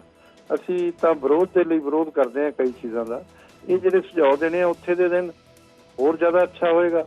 ਔਰ ਜੇ ਇਹਨਾਂ ਨੂੰ ਕੋਈ ਕਮੀ ਲੱਗਦੀ ਹੈ ਉਹ ਵੀ ਦੱਸ ਦੇਣ, ਤੇ ਉਸ ਤੋਂ ਬਾਅਦ ਹੀ ਤਾਂ ਕਿਤੇ ਕੁਝ ਹੋਣਾ ਹੈਗਾ। ਉਸ ਤੋਂ ਪਹਿਲਾਂ ਜਦੋਂ ਤੱਕ ਉਹ ਸੁਝਾਅ ਉਸ ਕਮੇਟੀ ਨੇ ਨਹੀਂ ਦੇਣੇ, ਕੋਈ ਇੰਨੀ ਜਲਦਬਾਜ਼ੀ 'ਚ ਕੁਝ ਨਹੀਂ ਹੋਣ ਵਾਲਾ। ਤੇ ਇਸ ਲਈ ਮੈਂ ਕੋਟਲੀ ਸਾਹਿਬ ਨੂੰ ਕਹਿਣਾ ਕਿ ਆਪਣੀ ਪਾਰਟੀ ਨੂੰ ਵੀ ਕਹਿਣ ਕਿ ਉੱਥੇ ਸੁਝਾਅ ਦੇਣ, ਉੱਥੇ ਦੇਖਣ, ਜੇ ਕੁਝ ਕੰਟਰੀ ਦੇ ਲਈ ਅੱਛਾ ਹੋ ਸਕਦਾ ਤਾਂ ਉਹਦੇ 'ਚ ਯੋਗਦਾਨ ਪਾਉਣ। ਕਿਉਂਕਿ ਆਪੋਜੀਸ਼ਨ ਜਿਹੜੀ ਆ ਉਹ ਵੀ ਡੈਮੋਕ੍ਰੇਸੀ ਦੇ ਅੰਦਰ ਸੱਤਾ ਧਿਰ ਤੋਂ ਵੀ ਜ਼ਿਆਦਾ ਜ਼ਰੂਰੀ ਹੁੰਦੀ ਹੈ। ਸੂਝਵਾਨ ਆਪੋਜੀਸ਼ਨ ਸ਼ਾਸਨ ਪ੍ਰਸ਼ਾਸਨ ਨੂੰ ਠੀਕ ਤਰੀਕੇ ਨਾਲ, ਦਰੁਸਤ ਤਰੀਕੇ ਨਾਲ ਚਲਾਉਣ ਲਈ ਔਰ ਮੁਲਕ ਦੇ ਵਿਕਾਸ ਲਈ ਤੇ ਹੈਲਦੀ ਡੈਮੋਕ੍ਰੇਸੀ ਲਈ ਇਹ ਜ਼ਰੂਰੀ ਹੁੰਦਾ। ਇਸ ਲਈ ਪੋਜ਼ਿਟਿਵ ਰੋਲ ਰੱਖਣ, ਹਰ ਗੱਲ 'ਚ ਨੈਗੇਟਿਵ ਕਰਨਾ ਵੀ ਠੀਕ ਨਹੀਂ ਹੈ। ਅਜੇ ਤਾਂ ਕੁਝ ਵੀ ਨਹੀਂ ਹੋਇਆ, ਕੋਈ ਗੱਲ ਕਹੀ ਨਹੀਂ, ਬੀਜੇਪੀ ਵੱਲੋਂ ਤਾਂ ਕੁਝ ਵੀ ਨਹੀਂ ਕਿਹਾ ਗਿਆ ਅਜੇ। ਤੇ ਇਸ ਕਰਕੇ ਜੇ ਸਰਕਾਰ ਕੋਈ ਅੱਛੇ ਕੰਮ ਕਰਦੀ ਹੈ ਤਾਂ ਉਹ 'ਚ ਸਹਿਯੋਗ ਕਰਨ, ਯੋਗਦਾਨ ਪਾਉਣ ਔਰ ਆਪਣੇ ਇਹਨਾਂ ਦੇ ਤਜਰਬੇ ਦਾ ਵੀ ਲਾਭ ਹੋਵੇ। ਕਿਉਂਕਿ ਪਾਰਟੀ ਬਹੁਤ ਪੁਰਾਣੀ ਹੋ ਗਈ ਹੈ। ਇਹ ਕਾਫੀ ਸਭ ਤੋਂ ਪੁਰਾਣੀ ਪਾਰਟੀ ਇਸ ਵੇਲੇ ਇਹੀ ਹੈ ਨਾ ਇੱਥੇ ਦੇਸ਼ ਦੇ ਅੰਦਰ, ਕਾਂਗਰਸ ਹੀ ਹੈ। ਤੇ ਇਹਨਾਂ ਨੇ ਯੋਗਦਾਨ ਇਹਨਾਂ ਨੂੰ ਪਾਉਣਾ ਚਾਹੀਦਾ। ਇਸ ਤਰ੍ਹਾਂ ਦੇ ਪਹਿਲਾਂ ਹੀ ਕਮੈਂਟਸ ਕਰ ਦੇਣਾ ਮੇਰੇ ਖਿਆਲ ਠੀਕ ਨਹੀਂ ਹੈ। ਕੋਟਲੀ ਸਾਹਿਬ ਕਰ ਰਹੇ ਹਨ ਜੀ, ਜਵਾਬ ਤੁਹਾਡਾ। ਦੇਖੋ, ਜੇ ਸੁਝਾਅ ਵਾਲੀ ਗੱਲ ਹੈ ਉਹ ਤਾਂ ਸੈਸ਼ਨ ਵੀ ਬੁਲਾਇਆ ਗਿਆ, ਉੱਥੇ ਡਿਬੇਟ ਹੋਏਗੀ, ਉੱਥੇ ਅਸੀਂ ਆਪਣੀ ਗੱਲ ਰੱਖਾਂਗੇ। ਪਰ ਲੋਕਾਂ ਦਾ ਕੀ ਇੰਟਰਸਟ ਜਿਹੜਾ ਹੈ ਉਹ ਜਿਹੜਾ ਆ ਇਹ ਸਰਕਾਰ ਉਹਨੂੰ ਧਿਆਨ ਵਿੱਚ ਰੱਖ ਰਹੀ ਹੈ। ਕੀ ਦੇਸ਼ ਦੀਆਂ ਅਸੈਂਬਲੀਆਂ ਨੇ ਇਹ ਪਾਸ ਕੀਤਾ ਕਿ ਦੇਸ਼ ਦੇ ਵਿੱਚ ਇਹ ਇੱਕੋ ਵਾਰੀ ਵੋਟਾਂ ਕਰਵਾ ਦਿੱਤੀਆਂ ਜਾਣ? ਇਹਦੇ ਤੇ ਬਰਾੜ ਸਾਹਿਬ ਕਿਤੇ ਸਟੇਟਾਂ ਦੇ ਵੀ ਅਧਿਕਾਰ ਨੇ। ਹਾਲੇ ਤੱਕ ਕਿਸੇ ਸਟੇਟ ਨੇ ਕਿਸੇ ਨੇ ਕੋਈ ਮੰਗ ਨਹੀਂ ਕੀਤੀ ਤੇ ਭਾਰਤੀ ਜਨਤਾ ਪਾਰਟੀ ਜਿਹੜੀ ਹੈ ਉਹ ਇਸ ਮਾਮਲੇ ਨੂੰ ਅੱਗੇ ਲੈ ਕੇ ਆ ਰਹੀ ਹੈ। ਗਰੇਵਾਲ ਸਾਹਿਬ ਬਹੁਤ ਸੂਝਵਾਨ ਨੇ, ਬੜੇ ਸਿਆਣੇ ਨੇ, ਬੁਲਾਰੇ ਨੇ, ਲੰਬੇ ਸਮੇਂ ਤੋਂ ਮੈਂ ਉਹਨਾਂ ਨੂੰ ਸੁਣਦਾ। ਲੇਕਿਨ ਜਿਹੜੀ ਮੈਂ ਗੱਲ ਕਹਿ ਕੇ ਗਿਆ ਕਿ ਅੱਜ ਜੋ ਦੇਸ਼ ਦੇ ਅੰਦਰ ਚਰਚਾਵਾਂ ਨੇ, ਅੱਜ ਜੋ ਤੁਸੀਂ ਦੇਖੋ ਸ਼ਰੇਆਮ ਕਿਹਾ ਜਾ ਰਿਹਾ ਕਿ ਅਸੀਂ ਜਿਹੜਾ ਉਹ ਦੇਸ਼ ਦੇ ਅੰਦਰ ਹਿੰਦੂ ਰਾਸ਼ਟਰ ਬਣਾਵਾਂਗੇ। ਇਸ ਗੱਲ ਨੂੰ ਬਰਾੜ ਸਾਹਿਬ ਤੁਸੀਂ ਵੀ ਬਿਲਕੁਲ ਜਿਹੜਾ ਇੱਕ ਪਾਸੇ ਨਹੀਂ ਰੱਖ ਸਕਦੇ। ਮੈਂ ਉਸ ਸੰਦਰਭ ਦੇ ਅੰਦਰ ਗੱਲ ਕਰਨਾ ਚਾਹੁੰਦਾ ਕਿ ਇਹ ਉਹਨਾਂ ਪ੍ਰਕਿਰਿਆਵਾਂ ਦਾ ਇੱਕ ਹਿੱਸਾ ਆ ਕਿ ਕਿਸੇ ਨਾ ਕਿਸੇ ਤਰੀਕੇ ਦੇ ਅੰਦਰ ਜਿਹੜਾ ਆ ਉਹ ਦੇਸ਼ ਦੇ ਅੰਦਰ ਇੱਕ ਇੱਦਾਂ ਦਾ ਸਿਸਟਮ ਲੈ ਆਂਦਾ ਜਾਵੇ, ਭਾਰਤ ਦੇ ਸੰਵਿਧਾਨ ਨੂੰ ਖਤਮ ਕਰ ਦਿੱਤਾ ਜਾਵੇ। ਮੈਂ ਉਸ ਸੰਦਰਭ ਦੇ ਅੰਦਰ ਗੱਲ ਕਹੀ ਹੈ। ਹਾਂ, ਜਦੋਂ ਪਾਰਲੀਮੈਂਟ ਸੈਸ਼ਨ ਹੋਏਗਾ ਜਾਂ ਕੋਈ ਸੁਝਾਅ ਵਾਲੀ ਗੱਲ ਆਏਗੀ ਉਹਨੇ ਤਾਂ ਹਰੇਕ ਪਾਰਟੀ ਨੇ ਹਿੰਦੂ ਰਾਸ਼ਟਰ ਤੇ ਮੈਂ ਗਰੇਵਾਲ ਸਾਹਿਬ ਤੁਹਾਡਾ ਕਮੈਂਟ ਜ਼ਰੂਰ ਚਾਹੂੰਗਾ ਜਿਹੜੀ ਗੱਲ ਕੋਟਲੀ ਸਾਹਿਬ ਕਰ ਰਹੇ ਨੇ। देखो ना तो बीजेपी के एजेंडे ते हिंदू राष्ट्र, ना ही बीजेपी इस तरह की गल करती है। साडे प्रधानमंत्री जी ने पार्लीमेंट के अंदर भी कहा, उस तो बाहर भी कहा कि बई साडा संविधान जिहड़ा साडी होली बुक है, असी इसे नूं ही मुख रख के जिहड़ी आ शासन चलाउणा हैगा। और बाकी जिहड़े लोग सत्ता 'च रहे उन्होंने भी उस नूं मुख रख के चलाया ते अज बीजेपी भी उस तरह ही चला रही है। ये तो एक साडे खिलाफ भरम भुलेखे खड़े किए जा रहे हैं। ਅਸੀਂ ਕਿਤੇ ਵੀ ਸਾਡੇ ਏਜੰਡੇ ਤੇ ਹੈ ਨਹੀਂ ਤੇ ਨਾ ਹੀ ਸਾਡੇ ਜਿਹੜਾ ਬੀਜੇਪੀ ਦਾ ਕਨਸਟੀਟਿਊਸ਼ਨ ਆ ਉਹਦੇ 'ਚ ਕਿਤੇ ਇਹੋ ਜਿਹੀ ਗੱਲ ਲਿਖੀ ਹੋਈ ਆ। ਤੇ ਸਾਡਾ ਤਾਂ ਸੈਕੂਲਰ ਕੰਮ ਆ ਔਰ ਸਾਰਿਆਂ ਨੂੰ ਨਾਲ ਲੈ ਕੇ ਚੱਲ ਰਹੇ ਆ। ਹੁਣ ਜਿਹੜੀ ਪਸਮੰਦਾ ਮੁਸਲਮਾਨਾਂ ਦੀ ਗੱਲ ਕੀਤੀ ਜਾ ਰਹੀ ਆ, ਉਹਨਾਂ ਦੇ ਇੰਟਰਸਟ 'ਚ ਬੀਜੇਪੀ ਜਿਹੜੀ ਕੰਮ ਕਰ ਰਹੀ ਹੈ ਕਿ ਉਹਨਾਂ ਦੀ ਵੀ ਤਰੱਕੀ ਹੋਣੀ ਚਾਹੀਦੀ। ਜਿਹੜੇ ਪਿੱਛੇ ਰਹਿ ਗਏ ਮੁਸਲਮਾਨ, ਕੋਈ ਚੰਦ ਮੁਸਲਮਾਨ ਥੋੜਾ ਨੇ ਜਿਹੜੇ ਅਰਬਾਂਪਤੀ ਹੋ ਗਏ। ਮੁਸਲਮਾਨ ਤਾਂ ਬਹੁਤ ਗੁਰਬਤ 'ਚ ਨੇ, ਗਰੀਬੀ 'ਚ ਨੇ, ਪੜ੍ਹਾਈ ਲਿਖਾਈ ਨਹੀਂ ਹੋਈ। ਉਹਦੇ ਲਈ ਬੀਜੇਪੀ ਕੰਮ ਕਰ ਰਹੀ ਹੈ ਅੱਜ ਕੱਲ੍ਹ। ਤੇ ਉਹਦੇ 'ਚ ਕੀ ਅਸੀਂ ਹਿੰਦੂ ਰਾਸ਼ਟਰ ਬਣਾ ਰਹੇ ਹਾਂ? ਹਾਂ, ਇੱਥੋਂ ਦਾ ਇਹਦਾ ਨਾਮ ਵੀ ਹਿੰਦੁਸਤਾਨ ਆ। ਗੁਰੂ ਨਾਨਕ ਦੇਵ ਨੇ ਇਹ ਨਾਮ ਦਿੱਤਾ ਹਿੰਦੁਸਤਾਨ। ਜਦੋਂ ਉਹਨਾਂ ਨੇ ਬਾਬਰ ਦੇ ਜ਼ੁਲਮਾਂ ਦੇ ਖਿਲਾਫ ਗੱਲ ਕੀਤੀ, ਖੁਰਾਸਾਨ ਖਸਮਾਨਾ ਕੀਆ, ਹਿੰਦੁਸਤਾਨ ਡਰਾਇਆ, ਤੇ ਉਹ ਉਸ ਹਿੰਦੁਸਤਾਨ ਦੀ ਅਸੀਂ ਗੱਲ ਕਰਦੇ ਹਾਂ, ਇੱਥੋਂ ਦੀ ਸੰਸਕ੍ਰਿਤੀ ਦੀ ਗੱਲ ਕਰਦੇ ਹਾਂ। ਅਸੀਂ ਕੋਈ ਹਿੰਦੂ ਰਾਸ਼ਟਰ ਬਣਾਉਣ ਦੀ ਗੱਲ ਨਹੀਂ ਕਰਦੇ। ਇਹ ਐਵੇਂ ਕੋਟਲੀ ਸਾਹਿਬ ਨੂੰ ਭੁਲੇਖਾ ਪੈ ਗਿਆ ਕਿਤੇ ਨਾ ਕਿਤੇ। ਔਰ ਬਾਕੀ ਜਿਸ ਤਰ੍ਹਾਂ ਕਰਦੇ ਨੇ ਤੁਸੀਂ ਦੇਖੋ, ਕੋਈ ਸਾਡੀ ਤਾਂ ਇਸ ਤਰ੍ਹਾਂ ਦੀ ਐਕਟੀਵਿਟੀ ਹੈ ਨਹੀਂ ਗੀ, ਨਾ ਹੀ ਅੱਗੇ ਹੋਣੀ ਹੈ। ਸੰਵਿਧਾਨ ਦੇ ਮੁਤਾਬਕ ਹੀ ਕੰਟਰੀ ਨੇ ਚੱਲਣਾ ਜਦੋਂ ਤੱਕ ਬੀਜੇਪੀ ਸ਼ਾਸਨ ਕਰੂਗੀ। ਔਰ ਮੋਦੀ ਜੀ ਨੇ ਸਾਫ਼ ਕਹਿ ਵੀ ਦਿੱਤਾ, ਹੁਣ ਪ੍ਰਧਾਨ ਮੰਤਰੀ ਕਹਿ ਰਹੇ ਨੇ। ਸੋ ਇਹ ਮੰਨ ਸਕਦੇ ਆ ਵੀ 2024 ਦੀਆਂ ਚੋਣਾਂ ਦੇ ਵਿੱਚ ਪਹਿਲ ਕਦਮੀ ਹੋ ਸਕਦੀ ਹੈ ਇੱਕ ਚੋਣ ਨੂੰ ਲੈ ਕੇ ਪੂਰੇ ਦੇਸ਼ 'ਚ? ਨਹੀਂ, ਦੇਖੋ ਮੇਰੀ ਗੱਲ ਸੁਣੋ, ਜੇ ਸਾਰੇ ਐਗਰੀ ਕਰਨਗੇ, ਜਿਸ ਤਰ੍ਹਾਂ ਕੋਟਲੀ ਸਾਹਿਬ ਨੇ ਵੀ ਗੱਲ ਕੀਤੀ ਵੀ ਸਟੇਟਾਂ ਦੀਆਂ ਵੀ ਵਿਧਾਨ ਸਭਾਵਾਂ ਹੈਗੀਆਂ ਨੇ, ਉਹ ਸਾਰੇ ਐਗਰੀ ਕਰਨਗੇ ਤਦ ਹੀ ਤਾਂ ਪੋਸੀਬਲ ਹੋਏਗਾ। ਕੋਈ ਕਿਸੇ ਨਾਲ ਡੈਮੋਕ੍ਰੇਸੀ 'ਚ ਕੋਈ ਜ਼ੋਰ ਜ਼ਬਰਦਸਤੀ ਨਹੀਂ ਹੋਇਆ ਕਰਦੀ ਕਿਸੇ ਨਾਲ। ਇਹ ਸਾਰਿਆਂ ਦੇ ਰਾਏ ਮਸ਼ਵਰੇ ਹੋ ਰਹੇ ਆ। ਇੱਕ ਅੱਛੇ ਕੰਮ ਲਈ ਰਾਏ ਮਸ਼ਵਰੇ ਦੇਣਾ ਕੋਈ ਬੁਰੀ ਗੱਲ ਵੀ ਨਹੀਂ ਹੈ, ਹੋਣੇ ਚਾਹੀਦੇ ਆ। ਕਿਉਂਕਿ ਆਪਸੀ ਜਿਹੜਾ ਗੁਰੂ ਨਾਨਕ ਦੇਵ ਨੇ ਵੀ ਕਿਹਾ ਤੇ ਕੁਛ ਕਹੀਏ ਕੁਛ ਸੁਣੀਏ ਨਾਨਕ, ਡੈਮੋਕ੍ਰੇਸੀ ਦਾ ਵੀ ਇਹੀ ਅਸੂਲ ਹੈ। ਤੇ ਇੱਕ ਦੂਜੇ ਨਾਲ ਵਾਰਤਾਲਾਪ ਹੋਣਾ ਚਾਹੀਦਾ। ਕਿਉਂਕਿ ਕੋਟਲੀ ਸਾਹਿਬ ਇਹਦੇ 'ਚ ਇੱਕ ਮੇਨ ਗੱਲ ਜਿਹੜੀ ਤੁਸੀਂ ਕਹਿ ਰਹੇ ਸੀ ਵੀ 11 ਸੂਬਿਆਂ ਦੇ ਵਿੱਚ ਵਿਰੋਧੀ ਪਾਰਟੀਆਂ ਦੀਆਂ ਸਰਕਾਰਾਂ ਨੇ ਤਾਂ ਬਾਕੀ ਸੂਬਿਆਂ ਦੇ ਵਿੱਚ ਬੀਜੇਪੀ ਦੀਆਂ ਨੇ, ਫਿਰ ਟੁੱਟਣਗੀਆਂ ਤਾਂ ਇਕੱਠੀਆਂ ਹੀ। ਜੇ ਕਿਸੇ ਦਾ ਕੋਈ ਟੈਨਿਓਰ ਵੱਧ ਘੱਟ ਵੀ ਹੈ ਤਾਂ ਉਹ ਤਾਂ ਆਪਦੀਆਂ ਵੀ ਤੇ ਜਾਣਗੀਆਂ। ਖਤਰਾ ਤੇ ਬਰਾਬਰ ਹੀ ਹੈ। ਦੇਖੋ ਗੱਲ ਦੇਖੋ, ਤੁਸੀਂ ਬਿਲਕੁਲ ਪਤੇ ਦਾ ਸਵਾਲ ਕੀਤਾ, ਬਹੁਤ ਅੱਛਾ ਸਵਾਲ ਹੈ। ਇਹ ਉਹ ਵੀ ਸਰਕਾਰਾਂ ਜਾਣਗੀਆਂ, ਪਰ ਜਦੋਂ ਦੇਸ਼ ਦੇ ਅੰਦਰ ਲੜਾਈ ਪ੍ਰਧਾਨ ਮੰਤਰੀ ਦੀ ਹੈ, ਜਦੋਂ ਦੇਸ਼ ਦੇ ਅੰਦਰ ਲੜਾਈ ਜਿਹੜੀ ਹੈ ਉਹ ਦੇਸ਼ ਦੀ ਸੱਤਾ ਦੇ ਲਈ ਹੈ। ਜਿਹੜੀਆਂ ਚੋਣਾਂ ਹੋਣ ਜਾ ਰਹੀਆਂ ਨੇ ਉਹ ਪਾਰਲੀਮੈਂਟ ਦੀਆਂ ਬਿਲਕੁਲ ਨੇੜੇ ਨੇ। ਬਾਕੀ ਵਿਧਾਨ ਸਭਾ 4 ਤੋਂ ਇਲਾਵਾ ਹੋਰ ਕਿਤੇ ਅਗਲੇ ਸਾਲ ਦੇ ਅੰਦਰ 6 ਸਟੇਟਾਂ ਦਾ ਹੋਰ ਇਲੈਕਸ਼ਨ ਆ ਰਿਹਾ ਹੈਗਾ ਆ। ਲੇਕਿਨ 24 ਸਭ ਤੋਂ ਪਹਿਲਾਂ ਜ਼ਰੂਰੀ ਹੈ ਭਾਰਤੀ ਜਨਤਾ ਪਾਰਟੀ ਨੂੰ, ਨਾ ਕਿ ਅਕੜੀਆਂ ਸਟੇਟਾਂ ਜ਼ਰੂਰੀ ਹੈ। ਉਹ ਸੋਚ ਰਹੇ ਨੇ ਕਿ ਜਦੋਂ ਅਸੀਂ 24 ਦੇ ਅੰਦਰ ਫਿਰ ਦੁਬਾਰਾ ਆ ਗਏ, ਫਿਰ ਤਾਂ ਸਟੇਟਾਂ ਦੇ ਜਦੋਂ ਕੇਂਦਰ ਦੇ ਕੋਲ ਬਹੁਤ ਸ਼ਕਤੀਆਂ ਹੁੰਦੀਆਂ ਨੇ। ਨਹੀਂ, ਤੁਸੀਂ ਇਹ ਮੰਨ ਕੇ ਬੈਠੇ ਹੋ ਵੀ ਉਹ ਆਉਣਗੇ? ਦੇਖੋ, ਜੇ ਪ੍ਰਭਾਵ ਹਰੇਕ ਵਿਅਕਤੀ ਆਪਣਾ ਪ੍ਰਭਾਵ ਦੇਣ ਦੀ ਕੋਸ਼ਿਸ਼ ਕਰਦਾ ਹੈ ਕਿ ਦੇਖੋ ਜੀ ਅਸੀਂ ਹੁਣ 24 ਜਿੱਤ ਲਿਆ, ਅਸੀਂ ਹੁਣ ਫਿਰ ਜਿਹੜੇ ਬਾਕੀ ਸਟੇਟਸ ਨੇ ਅਸੀਂ ਉਹ ਵੀ ਜਿੱਤਾਂਗੇ। ਨਹੀਂ, ਮੈਂ ਕੋਟਲੀ ਸਾਹਿਬ ਇਸ ਐਂਗਲ ਤੋਂ ਗੱਲ ਕਰ ਰਿਹਾ, ਜੇ ਇੰਡੀਆ ਗੱਠਜੋੜ ਬਣ ਗਿਆ, ਜੇ ਚੁਣੌਤੀ ਦੇਣ ਦੀ ਗੱਲ ਹੈ ਜਾਂ ਲੱਗਦਾ ਹੈ ਤੁਹਾਨੂੰ ਕਿਉਂਕਿ ਓਪੋਜੀਸ਼ਨ ਪਾਰਟੀ ਨੂੰ ਜਿਵੇਂ ਹੁੰਦਾ ਵੀ ਲੋਕ ਖਿਲਾਫ ਨੇ, ਤਾਂ ਉਹਦਾ ਤਾਂ ਮਤਲਬ ਵਿਨ ਸਿਚੁਏਸ਼ਨ ਹੈ ਨਾ, ਤੁਹਾਨੂੰ ਵੀ ਫਾਇਦਾ ਹੋ ਸਕਦਾ? ਨਹੀਂ, ਦੇਖੋ ਬਰਾੜ ਸਾਹਿਬ, ਮੈਂ ਗੱਲ ਤਾਂ ਤੁਸੀਂ ਹਾਲੇ ਤਾਂ 24 ਤੋਂ ਬਾਅਦ ਦੀ ਵੀ ਲੈ ਗਏ। ਇਹ ਮਿਸ਼ਨ ਜਿਹੜਾ ਭਾਰਤੀ ਜਨਤਾ ਪਾਰਟੀ ਦਾ ਮਿਸ਼ਨ ਹੈ, ਗਰੇਵਾਲ ਸਾਹਿਬ ਬੈਠੇ ਨੇ, ਇਹ ਡਿਨਾਈ ਨਹੀਂ ਕਰ ਸਕਦੇ ਕਿ ਇਸ ਵੇਲੇ ਦੇਸ਼ ਦੇ ਅੰਦਰ ਜਿਹੜਾ ਭਾਰਤੀ ਜਨਤਾ ਪਾਰਟੀ ਏਜੰਡਾ ਉਹ 24 ਲੈ ਕੇ ਚੱਲ ਰਹੀ ਹੈ। ਔਰ 24 ਨੂੰ ਕਿਸੇ ਤਰੀਕੇ ਨਾਲ ਜਿੱਤਣ ਦੀ ਗੱਲ ਜਿਹੜੀ ਹੈ ਉਹਦੇ ਉੱਤੇ ਹੀ ਕੰਮ ਕੀਤਾ ਜਾ ਰਿਹਾ। ਇਹ ਤਾਂ ਅਗਲੀਆਂ ਗੱਲਾਂ ਨੇ ਕਿ ਕੌਣ ਟੁੱਟ ਜਾਏਗਾ ਕੌਣ ਨਹੀਂ ਟੁੱਟ ਜਾਏਗਾ, ਇਹ ਅਗਲੀਆਂ ਗੱਲਾਂ ਨੇ। ਪਰ ਜਿਹੜੀ ਗੱਲ ਮੈਂ ਬੜੀ ਜ਼ਿੰਮੇਵਾਰੀ ਦੇ ਨਾਲ ਕਹਿ ਰਿਹਾ, ਉਹਨੂੰ ਗਰੇਵਾਲ ਸਾਹਿਬ ਚਾਹੇ ਮੰਨਣ ਨਾ ਮੰਨਣ, ਪਾਰਟੀ ਮੰਨੇ ਨਾ ਮੰਨੇ, ਦੇਸ਼ ਦੇ ਅੰਦਰ ਚਲੋ ਇੱਕ ਗੱਲ ਆਪਾਂ ਕਰ ਲੈਂਦੇ ਹਾਂ, ਇਸੇ ਚੈਨਲ ਦੇ ਉੱਤੇ ਆ ਕੇ ਫਿਰ ਆਪਾਂ ਗੱਲ ਕਰਾਂਗੇ। ਮੈਨੂੰ ਦੱਸ ਦਿੱਤਾ ਜਾਵੇ ਕਿ ਜਿਹੜੀਆਂ ਚਰਚਾਵਾਂ ਚੱਲ ਰਹੀਆਂ, ਦੇਖੋ ਅਸੀਂ ਵੀ ਰਾਜਨੀਤਿਕ ਲੋਕ ਹੈ, ਸਾਰੇ ਲੋਕ ਚਰਚਾਵਾਂ ਕਰਦੇ ਨੇ, ਸਭ ਕੁਝ ਹੁੰਦਾ, ਕੀ ਪ੍ਰਧਾਨ ਮੰਤਰੀ ਦੀ ਚੋਣ ਜਿਹੜੀ ਹੈ ਭਾਰਤੀ ਜਨਤਾ ਪਾਰਟੀ ਸਿੱਧੇ ਤੌਰ ਤੇ ਲੈ ਕੇ ਆਉਣ ਦੇ ਲਈ ਕੋਸ਼ਿਸ਼ ਕਰ ਰਹੀ ਹੈ ਜਾਂ ਨਹੀਂ ਕਰ ਰਹੀ? ਚਲੋ ਮੈਨੂੰ ਜਵਾਬ ਦਿਓ। ਜੇ ਇਹ ਹੋਇਆ ਤਾਂ ਬਰਾੜ ਸਾਹਿਬ ਤੁਹਾਡੇ ਚੈਨਲ ਦੇ ਉੱਤੇ ਆ ਕੇ ਬੜੀ ਜ਼ਿੰਮੇਵਾਰੀ ਨਾਲ ਗੱਲ ਕਹਿ ਰਿਹਾ, ਇਹ ਚਰਚਾਵਾਂ ਨੇ ਦੇਸ਼ ਦੇ ਅੰਦਰ। ਦੇਖੋ ਅੱਜ ਮੈਂ ਜੇ ਤੁਹਾਡੇ ਚੈਨਲ ਦੇ ਉੱਤੇ ਬੋਲ ਰਿਹਾ ਚਲੋ ਇਹਦਾ ਮਤਲਬ ਗੰਭੀਰਤਾ ਦੇ ਚਰਚਾਵਾਂ ਦੀ ਗੱਲ ਹੋਰ ਹੁੰਦੀ ਹੈ ਜੀ। ਆਪਾਂ ਇਸ ਤੇ ਇੱਕ ਦੇਸ਼ ਇੱਕ ਚੋਣ ਤੇ ਸਵਾਲ ਮੈਂ ਤੁਹਾਨੂੰ ਇਸ ਲਈ ਪੁੱਛਿਆ ਕਿਉਂਕਿ ਸਰਕਾਰ ਨੇ ਕਮੇਟੀ ਬਣਾਤੀ ਹੈ, ਅਗਲੇ ਦਿਨਾਂ ਦੇ ਵਿੱਚ ਸਪੈਸ਼ਲ ਸੈਸ਼ਨ ਹੈ। ਸੋ ਇਸ ਕਰਕੇ ਕਿਉਂਕਿ ਜਿਹੜੀ ਐਕਟੀਵਿਟੀ ਚੱਲ ਰਹੀ ਹੈ ਗਤੀਵਿਧੀ ਉਹਦੇ ਤੇ ਤਾਂ ਆਪਾਂ ਗੱਲ ਕਰ ਸਕਦੇ ਹਾਂ। ਜੇ ਸੈਸ਼ਨ ਤੇ ਬਰਾੜ ਸਾਹਿਬ ਇੱਕ ਮਿੰਟ ਬਰਾੜ ਸਾਹਿਬ ਸੁਣਿਓ ਪਲੀਜ਼। ਇੱਕ ਪਾਸੇ ਕਮੇਟੀ ਬਣ ਗਈ, ਇੱਕ ਪਾਸੇ ਜਿਹੜਾ ਤੁਸੀਂ ਸੈਸ਼ਨ ਬੁਲਾ ਰਹੇ ਹੋ, ਅੱਜ ਅਖਬਾਰਾਂ ਨੇ ਪ੍ਰਮੁੱਖਤਾ ਦੇ ਨਾਲ ਤੁਹਾਡੇ ਚੈਨਲ ਤੇ ਵੀ ਚੱਲ ਰਿਹਾ ਸਵੇਰ ਦਾ ਜੀ, ਪ੍ਰਮੁੱਖਤਾ ਦੇ ਨਾਲ ਵਿਚਾਰ ਹੋ ਰਿਹਾ ਕਿ ਉਹਦੇ ਅੰਦਰ ਬਿੱਲ ਲੈ ਕੇ ਆਏ ਜਾ ਰਹੇ। ਇਹ ਤਾਂ ਗੱਲ ਸਪਸ਼ਟ ਹੈ। ਇਹਦਾ ਮਤਲਬ ਫਿਰ ਜਿਹੜਾ 18 ਜਾਂ 19 20 ਦੇ ਲਈ ਹੋਏਗਾ ਤੇ ਕਮੇਟੀ ਦਾ ਕੀ ਸਮਾਂ ਸੀਮਾ ਜਿਹੜਾ ਉਹ ਕਿੰਨਾ ਰਹਿ ਗਿਆ, ਕੀ ਹੋਏਗਾ ਕੀ ਨਹੀਂ ਹੋਏਗਾ, ਇਹ ਫਿਰ ਸੈਸ਼ਨ ਦੀ ਕੀ ਲੋੜ, ਫਿਰ ਇਹ ਦੱਸ ਦਿੱਤਾ ਜਾਵੇ। ਚਲੋ ਗਰੇਵਾਲ ਸਾਹਿਬ ਜਵਾਬ ਦੇ ਦਿਓ। ਛੋਟਾ ਦੋ ਸਵਾਲ ਨੇ। ਦੇਖੋ ਸੈਸ਼ਨ ਖਾਲੀ ਇਸੇ ਬਿੱਲ ਲਈ ਲੈ ਕੇ ਆਉਣਾ ਇਹ ਤਾਂ ਗੱਲ ਨਹੀਂ ਹੈ, ਹੋਰ ਵੀ ਦੇਸ਼ ਦੀਆਂ ਸਮੱਸਿਆਵਾਂ ਨੇ। ਨਹੀਂ, ਮੈਂ ਗਰੇਵਾਲ ਸਾਹਿਬ ਜੋ ਅੱਜ ਮੀਡੀਆ ਦੇ ਅੰਦਰ ਚਰਚਾ ਹੋਈ ਹੈ, ਜਿੱਦਾਂ ਨਿਊਜ਼ 18 ਤੇ ਵੀ ਮੈਂ ਦੇਖ ਰਿਹਾ ਥੱਲੇ ਸਕਮ ਚੱਲ ਰਹੀ ਸੀ ਔਰ ਬਹੁਤ ਸਾਰੀਆਂ ਅਖਬਾਰਾਂ ਨੇ ਲਿਖਿਆ ਕਿ ਸੈਸ਼ਨ ਹੀ ਇਸ ਕਰਕੇ ਬੁਲਾਇਆ ਜਾ ਰਿਹਾ। ਮੈਂ ਤਾਂ ਦੇਖੋ ਅਖਬਾਰਾਂ ਦੇ ਆਪਣੇ ਆਪਣੇ ਵਿਚਾਰ ਹੁੰਦੇ ਆ, ਉਹ ਆਪਣੀਆਂ ਚੀਜ਼ਾਂ ਜੋ ਉਹਨਾਂ ਕੋਲ ਇਨਫੋਰਮੇਸ਼ਨ ਹੁੰਦੀ ਆ, ਕਿਉਂਕਿ ਬਰਾੜ ਸਾਹਿਬ ਤਾਂ ਸੀਨੀਅਰ ਜਰਨਲਿਸਟ ਹੋ ਗਏ ਨੇ ਤੇ ਇਹਨਾਂ ਨੂੰ ਵੀ ਪਤਾ ਹੈਗਾ, ਇਹਨਾਂ ਕੋਲ ਜੋ ਆਪਣੀਆਂ ਸੂਚਨਾਵਾਂ ਹੁੰਦੀਆਂ ਨੇ, ਜੋ ਆਪਣੀ ਸਮਝ ਹੁੰਦੀ ਹੈ ਉਹਦੇ ਹਿਸਾਬ ਨਾਲ ਇਹ ਕਰਦੇ ਆ ਔਰ ਕਰਨਾ ਵੀ ਚਾਹੀਦਾ।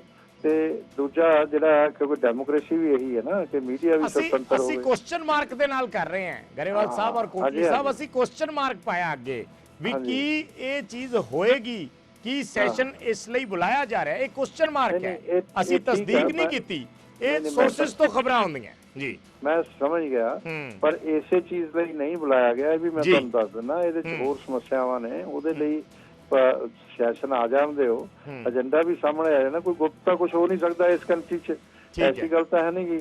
ਉਹ ਸਾਹਮਣੇ ਆਉਣਾ, ਕੋਈ ਘਬਰਾਉਣ ਦੀ ਜ਼ਰੂਰਤ ਨਹੀਂ, ਕਿਸੇ ਨਾਲ ਕੋਈ ਜ਼ੋਰ ਜ਼ਬਰਦਸਤੀ ਨਹੀਂ ਹੋਣੀ। ਇਹ ਜਿਹੜਾ ਕਾਨੂੰਨ ਆਏਗਾ ਆਮ ਸਹਿਮਤੀ ਨਾਲ ਹੀ ਆਏਗਾ, ਇਸ ਤਰ੍ਹਾਂ ਨਹੀਂ ਆਏਗਾ। ਇਸੇ ਲਈ ਇਹ ਕਮੇਟੀ ਬਣਾਈ ਗਈ ਆ। ਨਹੀਂ ਤਾਂ ਤੁਸੀਂ ਇਹ ਦੇਖੋ ਵੀ ਪੂਰਵ ਰਾਸ਼ਟਰਪਤੀ ਨੂੰ ਦੀ ਅਧਿਕਸ਼ਤਾ 'ਚ ਬਣਨਾ ਔਰ ਉਹਨਾਂ ਦੀ ਇਹ ਇਨਸਲਟ ਨਹੀਂ ਹੋਏਗੀ ਜੇ ਇਸ ਤਰ੍ਹਾਂ ਬਿੱਲ ਆ ਜਾਏਗਾ ਉਹਨਾਂ ਦੀ ਸਹਿਮਤੀ ਤੋਂ ਬਿਨਾਂ। ਇਸ ਤਰ੍ਹਾਂ ਕਿੱਦਾਂ ਆ ਜਾਏਗਾ, ਇਹ ਨਹੀਂ ਆ ਰਿਹਾ। ਔਰ ਇਸ ਕਰਕੇ ਮੈਂ ਇਹੀ ਚੀਜ਼ ਤੁਹਾਨੂੰ ਕਹਿਣੀ ਚਾਹੁੰਦਾ ਕਿ ਇਹਦੇ 'ਚ ਘਬਰਾਓ ਨਾ, ਉਹ ਵੀ ਸੈਸ਼ਨ ਨੂੰ ਵੀ ਦੇਖੋ ਔਰ ਉਹਦੀ ਸਹਿਯੋਗ ਵੀ ਕਰਨ ਸਾਰੀਆਂ ਪਾਰਟੀਆਂ ਹੀ। ਆਪਾਂ ਮੁਲਕ ਨੂੰ ਵੀ ਚਲਾਉਣਾ, ਖਾਲੀ ਇਸੇ ਕਰਕੇ ਥੋੜਾ ਕਿ ਅਸੀਂ ਕੋਈ ਵਿਧਾਨ ਸਭਾਵਾਂ ਤੋੜਨੀਆਂ ਨੇ ਜਾਂ ਉਹਨਾਂ ਦਾ ਨੁਕਸਾਨ ਕਰਨਾ, ਐਸਾ ਕੁਛ ਨਹੀਂ ਹੈ। ਸਾਰਿਆਂ ਦੀ ਸਹਿਮਤੀ ਨਾਲ ਹੋਏਗਾ ਜੋ ਵੀ ਹੋਏਗਾ। ਔਰ ਇਹ ਡੈਮੋਕ੍ਰੇਸੀ ਇਸ ਕੰਟਰੀ 'ਚ ਪ੍ਰਵੇਲ ਕਰ ਰਹੀ ਹੈ, ਕਨਸਟੀਟਿਊਸ਼ਨ ਦੇ ਤਹਿਤ ਹੀ ਹੋਏਗਾ, ਉਸ ਤੋਂ ਬਾਹਰ ਕੁਝ ਨਹੀਂ ਹੋਣਾ। ਚਲੋ ਠੀਕ ਹੈ, ਧੰਨਵਾਦ ਗਰੇਵਾਲ ਸਾਹਿਬ, ਕੋਟਲੀ ਸਾਹਿਬ ਸਾਡੇ ਨਾਲ ਜੁੜਨ ਲਈ, ਗੱਲਬਾਤ ਕਰਨ ਲਈ, ਆਪਣੇ ਵਿਚਾਰ ਰੱਖਣ ਲਈ। ਤਾਂ ਹਲੇ ਇਸ ਨੂੰ ਲੈ ਕੇ ਸਿਰਫ ਚਰਚਾ ਹੈ, ਇਸ ਕਰਕੇ ਵੱਖ-ਵੱਖ ਸਿਆਸੀ ਪਾਰਟੀਆਂ ਦਾ ਕੀ ਰੁਖ ਹੈ, ਕੀ ਰਾਏ ਹੈ, ਉਹ ਵੀ ਅਸੀਂ ਜਾਣਨ ਦੀ ਕੋਸ਼ਿਸ਼ ਕਰ ਰਹੇ ਹਾਂ। ਸ਼੍ਰੋਮਣੀ ਅਕਾਲੀ ਦਲ ਨੇ ਕਿਹਾ ਕਿ ਅਸੀਂ ਇਸ ਦੇ ਪੱਖ 'ਚ, ਅਗਰ ਐਸਾ ਹੁੰਦਾ ਹੈ ਤਾਂ ਅਸੀਂ ਪਹਿਲਾਂ ਹੀ ਲਿਖ ਕੇ ਦੇ ਚੁੱਕੇ ਹਾਂ ਕਿ ਇੱਕ ਦੇਸ਼ ਇੱਕ ਚੋਣ ਹੋਣੀ ਚਾਹੀਦੀ ਹੈ। ਉਧਰ ਕਾਂਗਰਸ ਪਾਰਟੀ ਕਹਿ ਰਹੀ ਹੈ ਕਿ ਨਹੀਂ, ਇਸ ਦੇ ਪਿੱਛੇ ਸਾਨੂੰ ਏਜੰਡੇ ਜਿਹੜੇ ਹੈ ਉਹਨਾਂ ਦਾ ਸ਼ੱਕ ਹੈ, ਇਸ ਕਰਕੇ ਅਸੀਂ ਫਿਲਹਾਲ ਇਸ ਤੇ ਸਹਿਮਤੀ ਨਹੀਂ ਜਤਾ ਸਕਦੇ। ਅਸੀਂ ਇਸ ਦੇ ਜੋ ਕੱਲ ਨੂੰ ਚਰਚਾ ਹੋਏਗੀ ਉਸ ਤੇ ਪਾਰਟੀ ਆਪਣੇ ਤਰੀਕੇ ਨਾਲ ਸੁਝਾਅ ਦੇ ਸਕਦੀ ਹੈ, ਪਰ ਉਹ ਇਸ ਦੇ ਹੱਕ 'ਚ ਫਿਲਹਾਲ ਨਹੀਂ ਹਨ। ਇਹ ਗੱਲ ਕਾਂਗਰਸ ਪਾਰਟੀ ਵੱਲੋਂ ਸਾਫ਼ ਤੌਰ ਤੇ ਕਹੀ ਗਈ ਹੈ।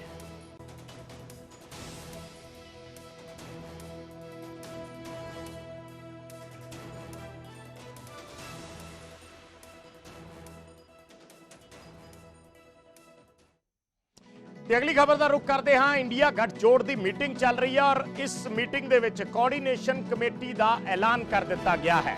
13 ਮੈਂਬਰੀ ਕੋਆਰਡੀਨੇਸ਼ਨ ਕਮੇਟੀ ਬਣਾਈ ਗਈ ਹੈ, ਜਿਸ ਦੇ ਵਿੱਚ ਕੇਸੀ ਵੇਣੂਗੋਪਾਲ, ਸ਼ਰਦ ਪਵਾਰ, ਸਟਾਲਿਨ, MK ਸਟਾਲਿਨ ਸ਼ਾਮਲ ਨੇ। ਇਸ ਤੋਂ ਇਲਾਵਾ ਰਾਘਵ ਚੱਡਾ, ਸੰਜੇ ਰਾਉਤ, ਤੇਜਸਵੀ ਯਾਦਵ, ਇਹਨਾਂ ਨੂੰ ਸ਼ਾਮਲ ਕੀਤਾ ਗਿਆ ਹੈ। ਉਮਰ ਅਬਦੁੱਲਾ, ਮਹਿਬੂਬਾ ਮੁਫਤੀ, ਇਹ ਸਾਰੇ ਨਾਮ ਇਸ ਕਮੇਟੀ ਦਾ ਹਿੱਸਾ ਨੇ। ਫਿਲਹਾਲ ਕਮੇਟੀ ਦੇ ਕਨਵੀਨਰ ਦਾ ਐਲਾਨ ਨਹੀਂ ਕੀਤਾ ਗਿਆ, ਪਰ 13 ਮੈਂਬਰੀ ਕਮੇਟੀ ਜਿਹੜੀ ਹੈ ਕੋਆਰਡੀਨੇਸ਼ਨ ਕਮੇਟੀ, 13 ਮੈਂਬਰੀ ਤਾਲਮੇਲ ਕਮੇਟੀ ਦਾ ਐਲਾਨ ਕਰ ਦਿੱਤਾ ਗਿਆ ਹੈ ਇੰਡੀਆ ਗੱਠਜੋੜ ਦੀ। ਕਿਉਂਕਿ ਸੀਟ ਸ਼ੇਅਰਿੰਗ ਨੂੰ ਲੈ ਕੇ ਅੱਜ ਦੀ ਮੀਟਿੰਗ ਦੇ ਵਿੱਚ ਚਰਚਾ ਹੋ ਰਹੀ ਹੈ ਔਰ ਅਰਵਿੰਦ ਕੇਜਰੀਵਾਲ ਥੋੜੀ ਦੇਰ ਪਹਿਲਾਂ ਇਹ ਬਿਆਨ ਦੇ ਕੇ ਗਏ ਸੀ ਕਿ ਸਾਰੀਆਂ ਸਟੇਟਾਂ ਦੇ ਵਿੱਚ ਸੀਟ ਸ਼ੇਅਰਿੰਗ ਹੋਣੀ ਚਾਹੀਦੀ ਹੈ, ਸਾਰੇ ਸੂਬਿਆਂ ਦੇ ਵਿੱਚ ਸੀਟ ਸ਼ੇਅਰਿੰਗ ਹੋਣੀ ਚਾਹੀਦੀ ਹੈ। ਸੋ ਅੱਗੇ ਕਿਸ ਤਰੀਕੇ ਨਾਲ ਇਹ ਸੀਟ ਸ਼ੇਅਰਿੰਗ ਹੋਏਗੀ ਇਹਨਾਂ ਪਾਰਟੀਆਂ ਦੇ ਵਿੱਚ, ਉਸ ਨੂੰ ਲੈ ਕੇ ਇੱਕ ਕੋਆਰਡੀਨੇਸ਼ਨ ਕਮੇਟੀ ਦਾ ਐਲਾਨ ਕਰ ਦਿੱਤਾ ਗਿਆ ਹੈ। ਕੇਸੀ ਵੇਣੂਗੋਪਾਲ ਕਾਂਗਰਸ ਤੋਂ ਨੇ, Sharad Pawar NCP, MK Stalin DMK, Sanjay Raut Shiv Sena ਤੋਂ, ਉद्धਵ ਠਾਕਰੇ ਗਰੁੱਪ ਤੋਂ, Tejashwi Yadav RJD Abhishek Banerjee TMC, Raghav Chadha Aam Aadmi party, Javed Khan Lalan Singh JDU, Hemant Soren JMM, D Raja, Omar Abdullah, Mehbooba Mufti, ये सारे नाम ने जिहड़े इस कमेटी का हिस्सा ने। नीरज कुमार साडे सहयोगी फोन लाइन ते जुड़े ने होर जानकारी दे लई। नीरज, 13 मैंबरी कोआर्डीनेशन कमेटी, हालांकि चर्चा इसकी बहुत देर तो हो रही सी, कन्वीनर कौन होएगा कि हाले तक डिसाइड हो पाया, और इस कोआर्डीनेशन कमेटी का मुख्य तौर पर काम की होना? देखिए, कोऑर्डिनेशन कमेटी ये तय करेगी कि आने वाले वक्त में किस तरह से तमाम मुद्दों पर कोऑर्डिनेट किया जाए। जो भी बात होगी इंडिया अलायंस के दलों के बीच अब इन 13 सदस्यों के साथ होगी। इसमें एक बात और साफ हो गई है कि अब लगता है कि कन्वेनर कोई नहीं होगा। हालांकि इसके लिए थोड़ा हमें इंतजार करना होगा, लेकिन बैठक में 13 सदस्यों के नाम को सामने रख दिया है। तो एक बड़ी खबर अगर कहें तो यहाँ से 13 सदस्यों की कोऑर्डिनेशन कमेटी होगी, और आने वाले वक्त में सीट शेयरिंग का मसला हो, इसमें ज्यादातर सदस्य ऐसे हैं जहां सीटों का मसला सुलझाना एक बड़ी चुनौती होगी। तो कोऑर्डिनेशन कमेटी के सामने सबसे बड़ी चुनौती होगी कि कैसे सीटों के मसले को सुलझाएं और बाकी मसलों पर आगे कैसे इंडिया अलायंस के दलों के बीच में चर्चा हो। तो मुख्य तौर पर अभी सबसे बड़ी चुनौती सीटों के बंटवारे को लेकर है। जी बिल्कुल बिल्कुल। तो क्या अभी मीटिंग के बाद इसकी कोई और ब्रीफिंग होगी, कोई प्रेस कॉन्फ्रेंस का कुछ टाइम कुछ पता चला हो? बिल्कुल होगी, और इसमें आपको पूरा और भी रूपरेखा बताई जाएगी। हो सकता है जो स्पोक्स पर्सन है उनके बारे में बताया जाए, आने वाले वक्त में होंगे, और सारी जानकारियां इस प्रेस कॉन्फ्रेंस में अब से थोड़ी देर बाद होगी, वो दी जाएगी। अच्छा, अलग अलग जो लीडर्स हैं वहां पहुंचे हुए बयान दे चुके हैं, सुबह जो हम सुन रहे थे नीरज कुमार साडे सहयोगी जानकारी दे रहे सी। कोआर्डीनेशन कमेटी 13 मैंबरी, एक बारी फिर नाम दस दिंने किहड़े-किहड़े नाम ने कोआर्डीनेशन कमेटी दे विच। केसी वेणुगोपाल कांग्रेस तो, Sharad Pawar NCP, MK Stalin DMK, Sanjay Raut Shivsena Uddhav group तो, तेजस्वी यादव आरजेडी लालू प्रसाद यादव के बेटे ने तेजस्वी यादव, अभिषेक बैनर्जी टीएमसी तो, राघव चड्ढा आम आदमी पार्टी तो, जावेद खान ललन सिंह जनता दल यूनाइटेड तो, हेमंत सोरेन झारखंड मुक्ति मोर्चा जेएमएम, डी राजा सीपीआई तो, उमर अब्दुल्ला नेशनल कॉन्फ्रेंस ते महबूबा मुफ्ती पीडीपी तो, ये नाम ने जिहड़े कोआर्डीनेशन कमेटी का हिस्सा ने। और यह भी है कि कन्वीनर शायद कोई नहीं होएगा, पर इसके लिए हले थोड़ा इंतजार करने की जरूरत है। कन्वीनर का नाम हले तक सामने नहीं आया, प्रेस कॉन्फ्रेंस की जाएगी बकायदा, और उसदे विच सारा कुछ डिटेल नाल विस्तार नाल दस्सिया जाएगा। स्पोक्स पर्सन तक भी जिहड़े ने अपॉइंट किए जा सकते हैं। सो इंतजार है कि प्रेस कॉन्फ्रेंस दे विच ये सारियां चीज़ां स्पष्ट रूप दे विच सामने आ जाएंगियां। पर इस वेले दी जिहड़ी वड्डी अपडेट है कि 13 मैंबरी कोआर्डीनेशन कमेटी तालमेल कमेटी बना दी गई है। जिहड़ी चुनौती सब तो वड्डी इन्हां पार्टियां दे सामने है वो है सीट शेयरिंग नूं लैके कि किहड़े सूबे दे विच किहड़ी पार्टी किन्नियां सीटां ते लड़ेगी। इस सीट शेयरिंग नूं लैके ये एडा सौखा नहीं है। बहुत सारे सूबियां दे विच टसल बहुत ज़्यादा है आपस दे विच पार्टियां दे विच। जे पंजाब दा असीं जिक्र करिए, पंजाब दे विच आम आदमी पार्टी दी सरकार है, कांग्रेस मेन ओपोजिशन पार्टी है, और पंजाब दे विच कांग्रेस पार्टी दे आगू शरेआम ये गल स्टेजां तो कहंदे ने कि साडा आम आदमी पार्टी दे नाल कोई अलायंस नहीं, और असीं स्टेट दे विच किसी तरह का कोई अलायंस नहीं करांगे। सो ऐसे विच ये वड्डी चुनौती बन जाती है कि कल नूं फिर सीट शेयरिंग किवें होएगी, इन्हां दियां हाई कमान किवें मनाउणगियां अपने स्टेट लीडरशिप नूं सीटां दी वंड नूं लैके।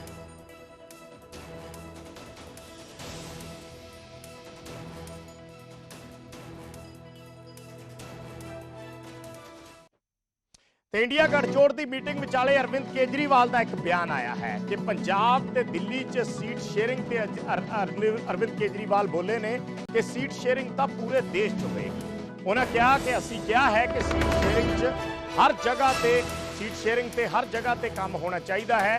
ਬੈਠਕਾਂ ਉਹਨਾਂ ਕਿਹਾ ਕਿ ਸਹੀ ਚੱਲ ਰਹੀਆਂ ਨੇ, ਬਾਕੀ ਡਿਟੇਲਡ ਜਾਣਕਾਰੀ ਸਾਹਮਣੇ ਆ ਜਾਏਗੀ।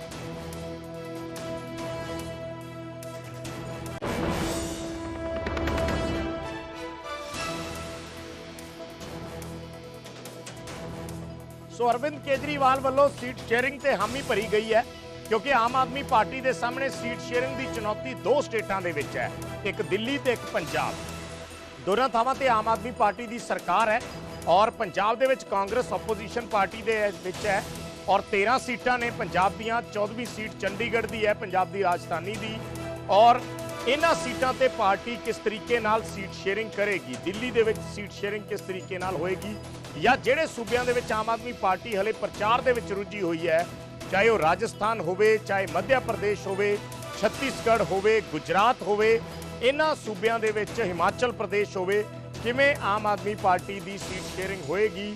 ਇਹ ਇਸ ਇਲਾਕੇ ਦੀ, ਅਸੀਂ ਇਸ ਏਰੀਏ ਦੀ, ਜਾਂ ਜਿਹੜੇ ਉੱਤਰ ਭਾਰਤ ਦੇ ਸੂਬੇ ਨੇ ਹਰਿਆਣਾ, ਪੰਜਾਬ, ਰਾਜਸਥਾਨ, ਇਹਨਾਂ ਸੂਬਿਆਂ ਦੇ ਵਿੱਚ ਕਿਸ ਤਰੀਕੇ ਨਾਲ ਸੀਟ ਸ਼ੇਅਰਿੰਗ ਹੋਏਗੀ। ਇਹ ਚੁਣੌਤੀਆਂ ਬਹੁਤ ਵੱਡੀਆਂ ਨੇ ਔਰ ਸੀਟ ਸ਼ੇਅਰਿੰਗ ਦੀਆਂ ਚੁਣੌਤੀਆਂ ਨੂੰ ਕਿਵੇਂ ਇਹ ਕੋਆਰਡੀਨੇਸ਼ਨ ਕਮੇਟੀ ਪਾਰ ਕਰੇਗੀ, ਇਹ ਦੇਖਣਾ ਹੋਏਗਾ। ਅਰਵਿੰਦ ਕੇਜਰੀਵਾਲ ਨੇ ਆਪਣੇ ਬਿਆਨ ਦੇ ਵਿੱਚ ਕਿਹਾ ਕਿ ਮੈਂ ਹਰ ਸੂਬੇ ਦੇ ਵਿੱਚ ਸੀਟ ਸ਼ੇਅਰਿੰਗ ਦੇ ਹੱਕ 'ਚ ਹਾਂ ਔਰ ਸਾਡੀ ਪਾਰਟੀ, ਉਹਨਾਂ ਕਿਹਾ ਕਿ ਸਾਡਾ ਇਹ ਬਿਆਨ ਹੈ ਕਿ ਹਰ ਜਗ੍ਹਾ ਤੇ ਸੀਟ ਸ਼ੇਅਰਿੰਗ ਤੇ ਕੰਮ ਹੋਣਾ ਚਾਹੀਦਾ। ਕੀ ਕਹਿ ਰਹੇ ਨੇ ਅਰਵਿੰਦ ਕੇਜਰੀਵਾਲ, ਇੱਕ ਵਾਰ ਸੁਣਦੇ ਹਾਂ। Kejriwal sir, you raised the issue of Delhi and Punjab seat sharing. Seat sharing तो पूरे देश में ही होगी। Yes sir. But you raised sir. हमने कहा सब जगह होनी, सब जगह का काम होना चाहिए। Okay. Kejriwal sir, you raised the issue of Delhi and Punjab seat sharing.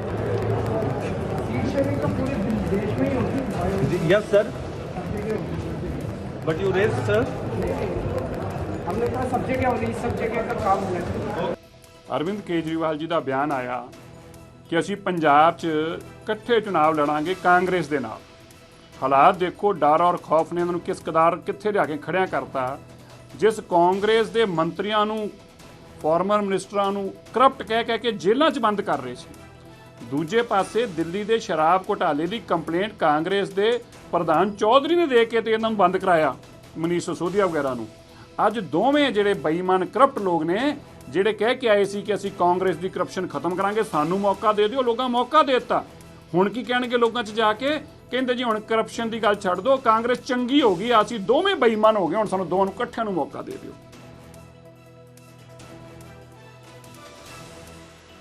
ਤਾਂ 13 ਮੈਂਬਰੀ ਕੋਆਰਡੀਨੇਸ਼ਨ ਕਮੇਟੀ ਦਾ ਅਸੀਂ ਜ਼ਿਕਰ ਕਰ ਰਹੇ ਹਾਂ ਜੋ ਇੰਡੀਆ ਗਠਜੋੜ ਦੇ ਵਿੱਚ ਬਣਾਈ ਗਈ ਹੈ। ਨਾਮ ਦੱਸ ਦਿੰਦੇ ਆ। KC ਵੇਣੂਗੋਪਾਲ ਕਾਂਗਰਸ ਪਾਰਟੀ ਤੋਂ ਨੇ, Sharad Pawar NCP, MK Stalin DMK, Sanjay Raut Shivsena Uddhav group तो, तेजस्वी यादव RJD तो, अभिषेक बैनर्जी TMC तो, राघव चड्डा आम आदमी पार्टी तो, जावेद खान ललन सिंह जनता दल यूनाइटेड JDU तो, हेमंत सोरेन JMM तो, D राजा CPI तो, उमर अब्दुल्ला नेशनल कॉन्फ्रेंस तो, ते महबूबा मुफ्ती PDP तो। ਇਹ ਨਾਮ ਨੇ ਕੋਆਰਡੀਨੇਸ਼ਨ ਕਮੇਟੀ ਦੇ।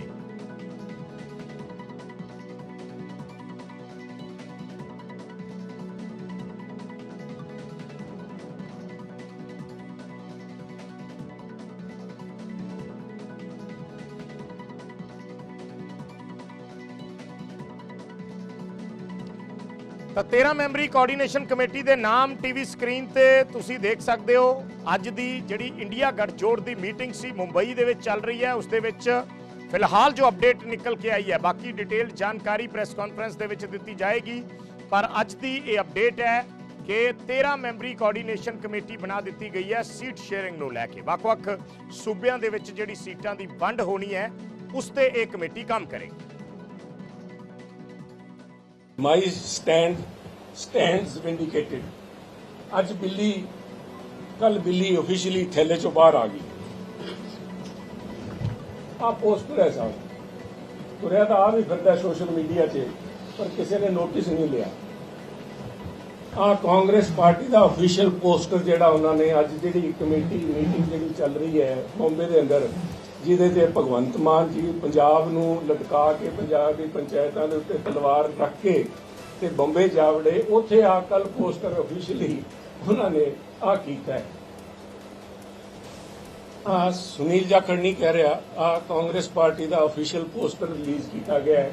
ਕਿਉਂਕਿ ਪਹਿਲਾਂ ਜਿਹੜਾ ਪੋਸਟਰ ਰਿਲੀਜ਼ ਕੀਤਾ ਸੀ ਉਹਦੇ ਵਿੱਚ ਉਹਨਾਂ ਨੇ ਰਾਹੁਲ ਜੀ ਨੂੰ ਅੱਗੇ ਕਰਕੇ ਬਾਕੀ ਸਾਰੇ ਰੈਲੀਗੇਟ ਕਰਦੇ ਸੀਗੇ ਉਹ, ਮਗਰ ਇਨਫੈਕਟ ਕੇਜਰੀਵਾਲ ਸਾਹਿਬ ਉਸ ਫੋਟੋ 'ਚ ਹੈ ਹੀ ਨਹੀਂ ਸੀ। ਸੋ ਦੇ ਹੈਡ ਡਿਸਮਿਸਡ। ਉਹਦੇ ਕਰਕੇ ਸਾਡੇ ਵਾਲੇ ਜਿਹੜੇ ਇੱਥੇ ਪੰਜਾਬ ਵਾਲੀ ਕਾਂਗਰਸ ਲੀਡਰਸ਼ਿਪ ਹੈ ਬਹੁਤ ਦਮਕੇ ਜੇ ਮਾਰਦੇ ਸੀ, ਦੇਖਿਆ ਜਾਖੜ ਗਲਤ ਕਹਿੰਦਾ ਸੀ, ਸਾਡਾ ਤਾਂ ਸਮਝੌਤਾ ਹੀ ਨਹੀਂ।